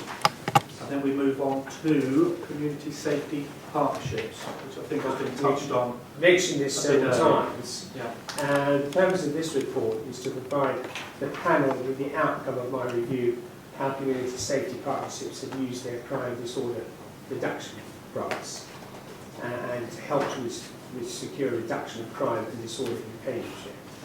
The paper explains how it is the role of the respective council scrutiny committees to scrutinise, and that is important because it's got to remain local. If I try to control the whole thing, it loses its purpose. I'm very respectful, obviously, of the role that they take, and I have no intention to sort of repeat the work of the scrutiny committees. However, in the interest of transparency, the paper explains how, in addition to a formal requirement for financial and outcome monitoring forms, my deputy and I, or a member of the office, monitors the entire planning cycle for each community safety partnership, which enables security scrutiny at every step of the process. I've awarded over £800,000 in grants since coming to office to community safety partnerships, and because they are the right people to know what is going on at grassroots level in their local parish. A good example is the work that the Safer Peterborough Partnership is doing, which I've been very impressed by. The co-located multi-agency team under a single leadership is tackling long-standing community issues and preventing new issues emerging and dealing with some of the existing ones getting any worse. That is one of, I'm really pleased about that because it tackles a number of things, including troublesome families and youngsters. And I always keep talking about the revolving door. Family sort of is in trouble and they have a family and they're in trouble and it keeps going on. And I think we're really able to get to grips with this by the police working with the local authority. And there are always police sort of involved in that. And in addition, I've awarded grants to a number of other organisations across the range of activities to reduce crime and disorders, such as tackling alcohol misuse, supporting youth projects to divert them away from antisocial behaviour. Huge amount. I'm doing an award thing, I think, next week again. We've covered, in the last couple of years, over 2,000 youngsters who have actually got something to do, so they're not roaming about the streets getting up to mischief. This is obviously a preventative measure. But not all grant funding work is quantifiable. Some are supporting preventative activity, which may not be realised for some months to come, like my youth project. Hopefully we're going to get a better community by doing what we're doing. Community safety partnerships are required to do 6 monthly financial outcome monitoring returns, which Brian and I go through. We called in Fenland, CSP and the Safer Peterborough Partnership this year to talk about their work in reducing crime and disorder in line with the objectives of the Peaceful Crime Plan. And I have to tell you, Peterborough we knew a lot about, Fenland not quite so much. I was really impressed with the way they'd used their money to actually sort of dampen down crime and deal with crime in the locality. And I personally think this is something, I know it's close to the heart of Mac, who's sort of one of the first things he said to me, I'd only been elected about 3 minutes, don't take away those funds. And we haven't, we've kept it going, because it's now my office that funds that, government has nothing to do with it, we have to do this. But I think it's money well spent. Good. Okay, any comments, questions on the community safety partnership? I'll go to Edward and then Edward. Thank you, Chairman. Paragraph 6.2, page 66 is my pack. What page? Page 66, paragraph 6.2. It talks about Cambridge Constabulary support this process by providing the detailed crime and incident data required to ensure a complete picture of reported crime and disorders available. These reports are in turn shared with the Constabulary. Now I'm confused about this because this is a report that's provided by the Constabulary, so I don't quite understand whether this has been misworded or whether there's something I'm missing. This is fed into a multi-agency setup. that then digest it and the report comes back. So, sorry, it's about sort of squaring the circle, if you like, and involving everyone else. The report goes to the multi-agency, they look at it, comes back.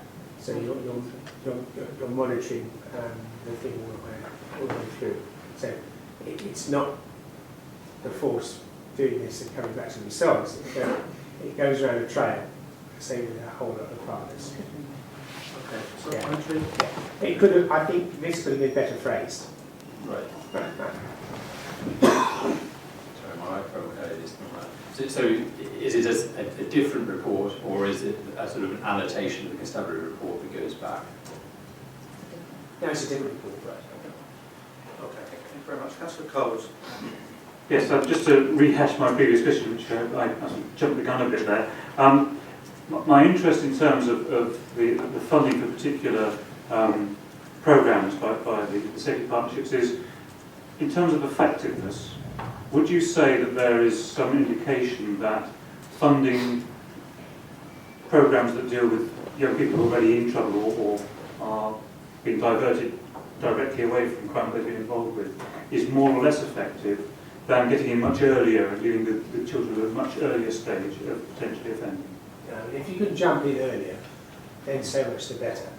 I mean, I've done a number of things. If you look at the organisation side funding, it's dealing with youngsters before they get into trouble, as well as some of the funding goes to trouble. Youngsters already in trouble, we've got to sort of get them back on track. But wearing my hand crime hat, it's getting them beforehand. That's the important thing. And I've spent quite a lot of money, not only on that, but particularly in Peterborough, having police officers in all the academies, which is a fantastic thing. It works. I wish we could do it right across the county. And I'm constantly badgered by others asking if we can. The answer is, when we've got the resources, we can actually do that. But, that works exceptionally well. And with the cadets which I set up, which are an absolute runaway success without any doubt, that was aimed, particularly when we based it on schools, to bring in about a third of youngsters who were a bit sort of rocky and needed to sort of get squared up. That actually has worked. There's one particular group I remember seeing a guy who really was just completely running amok. Had an answer for everything, didn't want to do anything. And I said at the time, what on earth is going to happen with him? And I remember going back 3 months later, he was the one taking the drill. And he found his thing, and he was really proud about doing that. So you've got lots of stories like that coming through. And I think what is also interesting is we're reaching out into the community. There's one group of cadets that have got 2 travellers youngsters who are in that group. And my goodness, it's made an impact. And it's made an impact not only on the youngsters, but on the families. They're really proud of seeing what they're doing. So it's working. I just hope we had more time. I wish I had more time to sort of do this, to see this through. But we are making an impact on that. And getting there first. That's really important. Money spent up front saves you a fortune later on. Okay. Good. Fine. Thank you very much. Quick question, Edward, and then we need to move on. We've got the decisions to go through. Thank you, Chairman. Just a quick question or suggestion, really. Paragraph 5.4 about star chambers. I personally would be very interested to witness one of these, and maybe just as a suggestion to your office, to maybe invite the panel to observe a star chamber. Would that be acceptable? Well, it's not going to happen while I'm in office, so you'll have to talk to the next commissioner. But, beware. If you brought someone in with all the panels sitting there, you frighten the life out of them. What you've got to do is probe and be helpful as well as question them. I know what they're doing, make some suggestions. But I can honestly tell you that those people that we've had in, we do have in every year, are usually up for it. They know they've got to justify what they've done. And I also prod them into perhaps going down new paths. It does work. So it's not as frightening as it sounds. Start saying it's big lights, you know. It doesn't work quite like that. Isn't the answer that you take them down to the interview room and you have us behind the... Yeah, behind the glass, yes. Okay, so Community Safety Partnership will ask to note the report, which I'm sure that we are happy to do so. So, moving on to the decisions by the Commissioner, which is a major part of the agenda, I must say. You have been busy, Commissioner, making decisions. I'm always making decisions. Okay. Members, are there any questions on any of the decisions that I'm sure you've gone through? And I'll bring in Edward and then Anne. Okay, Edward, yep, go ahead. Thank you, Chairman. Page 78, section 4, £146,000 to upgrade static automatic number plate recognition cameras. Am I right in thinking that the County Council is no longer contributing to the maintenance of these, because I believe that they used to extract anonymised traffic data? The answer is they don't. But we need those things, because I mean it's there for several reasons. Identifying obviously vehicles, you pick up people who are not insured, pick up vehicles that aren't taxed. And it does actually help in crime too, if you're spotting vehicles coming in and out. I think it was quite useful in some of the sort of fuel thefts that we were looking at in rural crime. They were able to pick up vehicles on that, but we contribute to that, not the County Council. The point though is that I believe the County Council used to contribute because they used anonymised data for traffic planning purposes, for which it would still be useful, but they stopped, I understand, stopped contributing because they found the contribution was too great. Surely it would make sense for them to continue to contribute because the data is useful to them. If they use the data, we'll have to charge them. Yeah. Thank you for pointing that out. I'm sure it'll be chased out. Councillor Simmons, Anne, please. Yes, I'm not going to question anything specific, but just the more general. Sorry, so just the more general point. It has been raised here before. No, hang on. What we're doing is this is on decisions of the Commissioner. Is this a specific point to decisions that have been made by the Commissioner in this report pack? Otherwise, if it's just a general statement, we're going to have to move on. Well, it does relate to which decision? Which decision? Not one specific decision. Well, no, I'm afraid I'm not going to take this until we go to our work programme. I'll move on to Councillor Shevens. Okay. Just very quickly on the automatic number plate, for the A14, what they were using was mobile phones, because they can log them into the area and log them out. Okay. Very quickly, Edward, and then I think we need to think about wrapping up. Just two very quick points. Page 81, the decision summary is about appointing an IT supplier for an IT system. The BCB minutes that relate to this indicate the appointment has been made. It didn't name the supplier. Is there any reason why the supplier hasn't been named?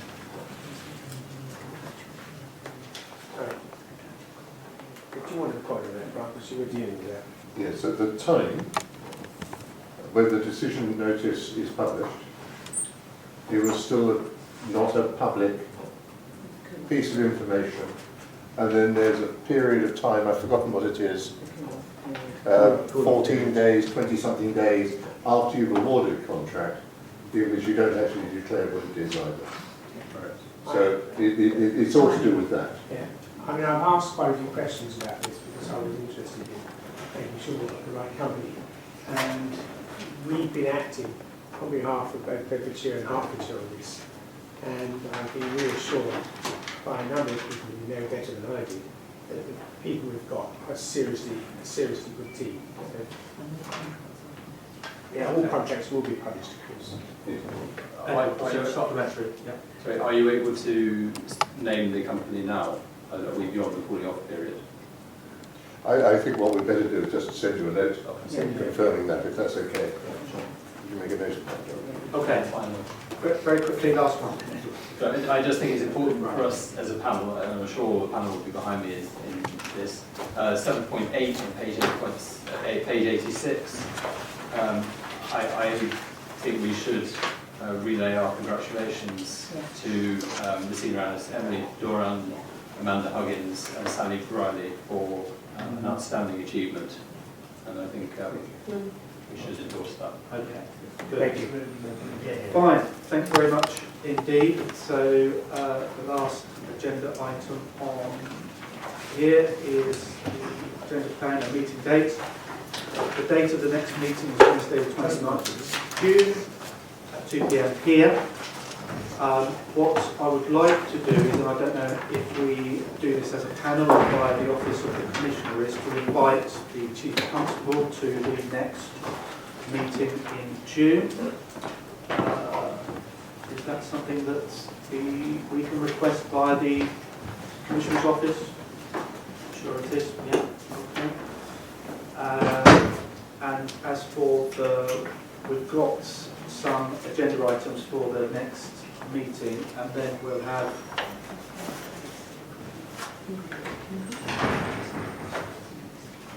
so we need agreement from the panel for the actual dates for the next municipal year. I can never say that word. So that staff can book premises and such forth. So I think we're all agreed on that. Yeah. And anything else, Pauline, around the time to on the works programme? And I think we'll have another meeting at some point to discuss the work programme, the long-term work programme for the year. Edward? Can I suggest an addition for the June meeting? A review of progress on issues highlighted in recent HMIC reports.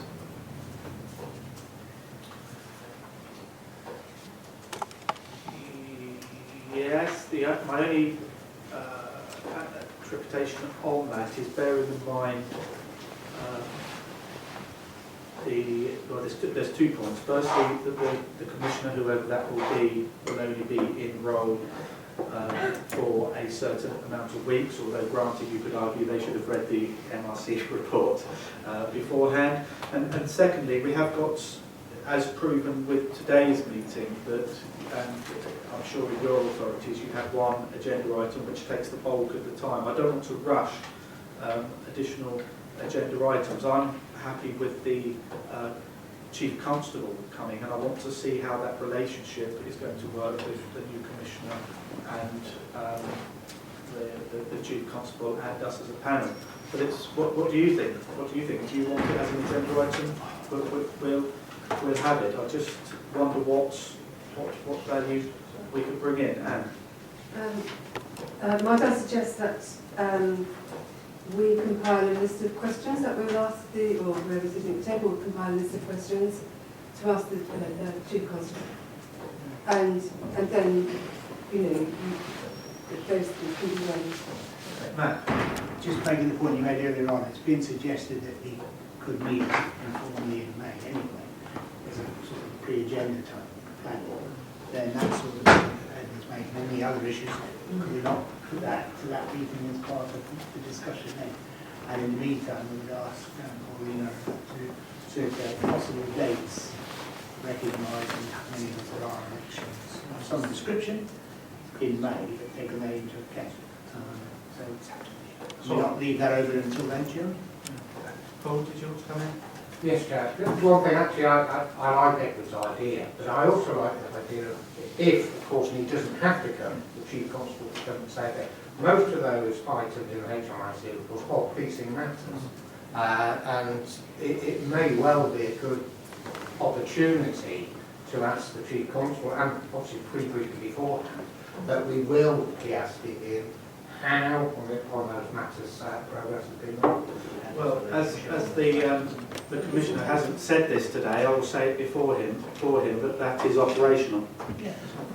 I understand that. And I'm looking at the HMIC report, and that's why I'm looking both ways. Well, Mike?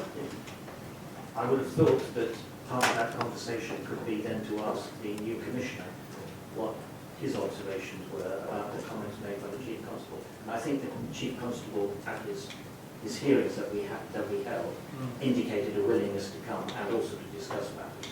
more openly, and I would welcome that, and it could then be a useful interface. I think this, Mr. Chairman, as well, that Chief Constable not necessarily comes to this, but has a briefing, so you can go to him and talk to him.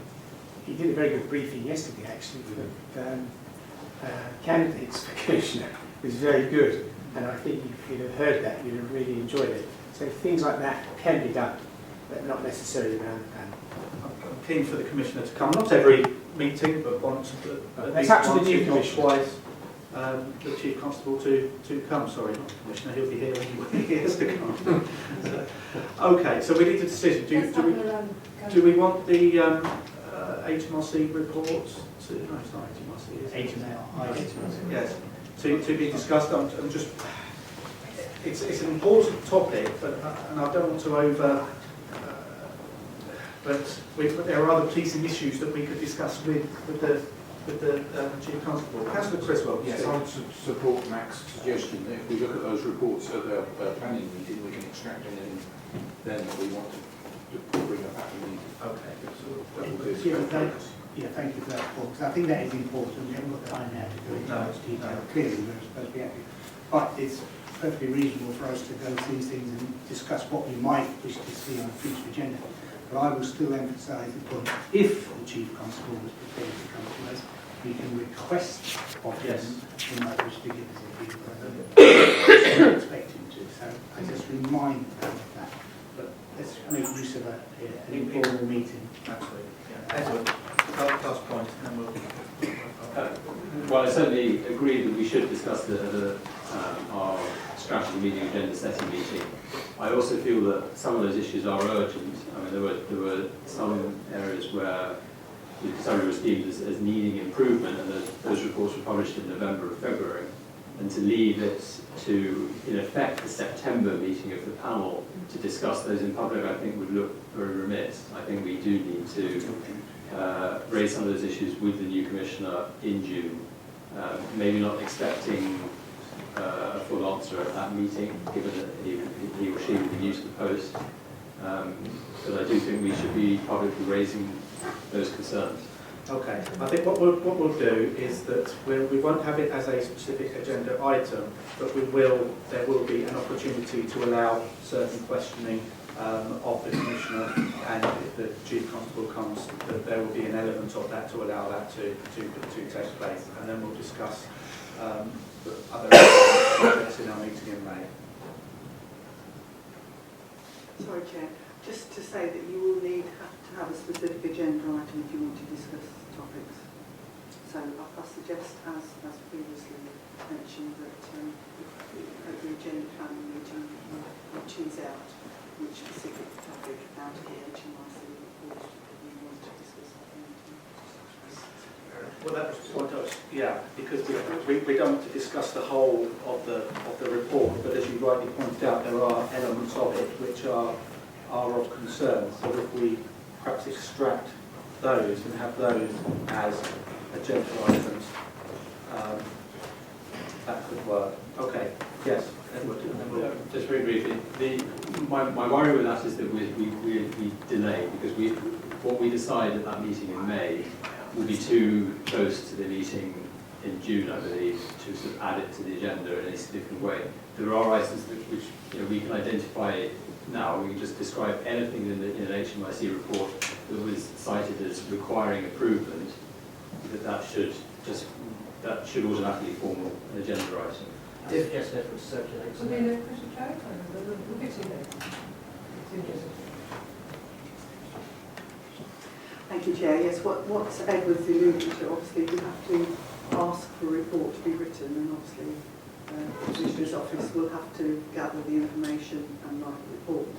So to ask too near to the next meeting, it's obviously not practical to write a report. So what Edward's alluding to is obviously the more notice we are able to give the Commissioner's office, then they'll be able to write a report. Mr. Chairman, just to sort of put the record on, when we have these reports from HMIC, we do discuss this, and it comes to our board, and I ask the police to comment on it, and I comment on it as well. So it's there, It's all online. You can read what I've said and what he's said on this, because we don't just leave it hanging around. I want to know what's going on, and that is dealt with on the monthly board meeting. Okay, no, Edward, you said your piece. I want the other panel to discuss and make a recommendation that whether we go for HMIC as on the next agenda item in June. My recommendation is that we don't as yet, because we don't know whether we've got the Chief Constable will be attending. We can invite him and we can ask, but we can't insist on him coming. So we may have just the Commissioner who may be in post, whoever that may be, for a relatively short period of time. But over to you. What do you suggest, Mike? I would suggest, Chairman, I mean, I take Edward's point about urgency, I take your point, and I take Pauline's point about the time difficulty. I would suggest we ask Edward, who knows a bit about this, to identify a couple of critical items, circulate it to us by email, see if we agree, narrow perspective, and then we can put that into the planning cycle well before the election. I'm happy with that. Are you happy with that? Well, how would that be agreed? By email. By email. Good. Okay, right. Thank you very much. And thank you all very much for coming. Commissioner, thank you very much. And I'm sure we will see you at some point in the future. Deputy Commissioner and your officers, thank you very much. We close the meeting.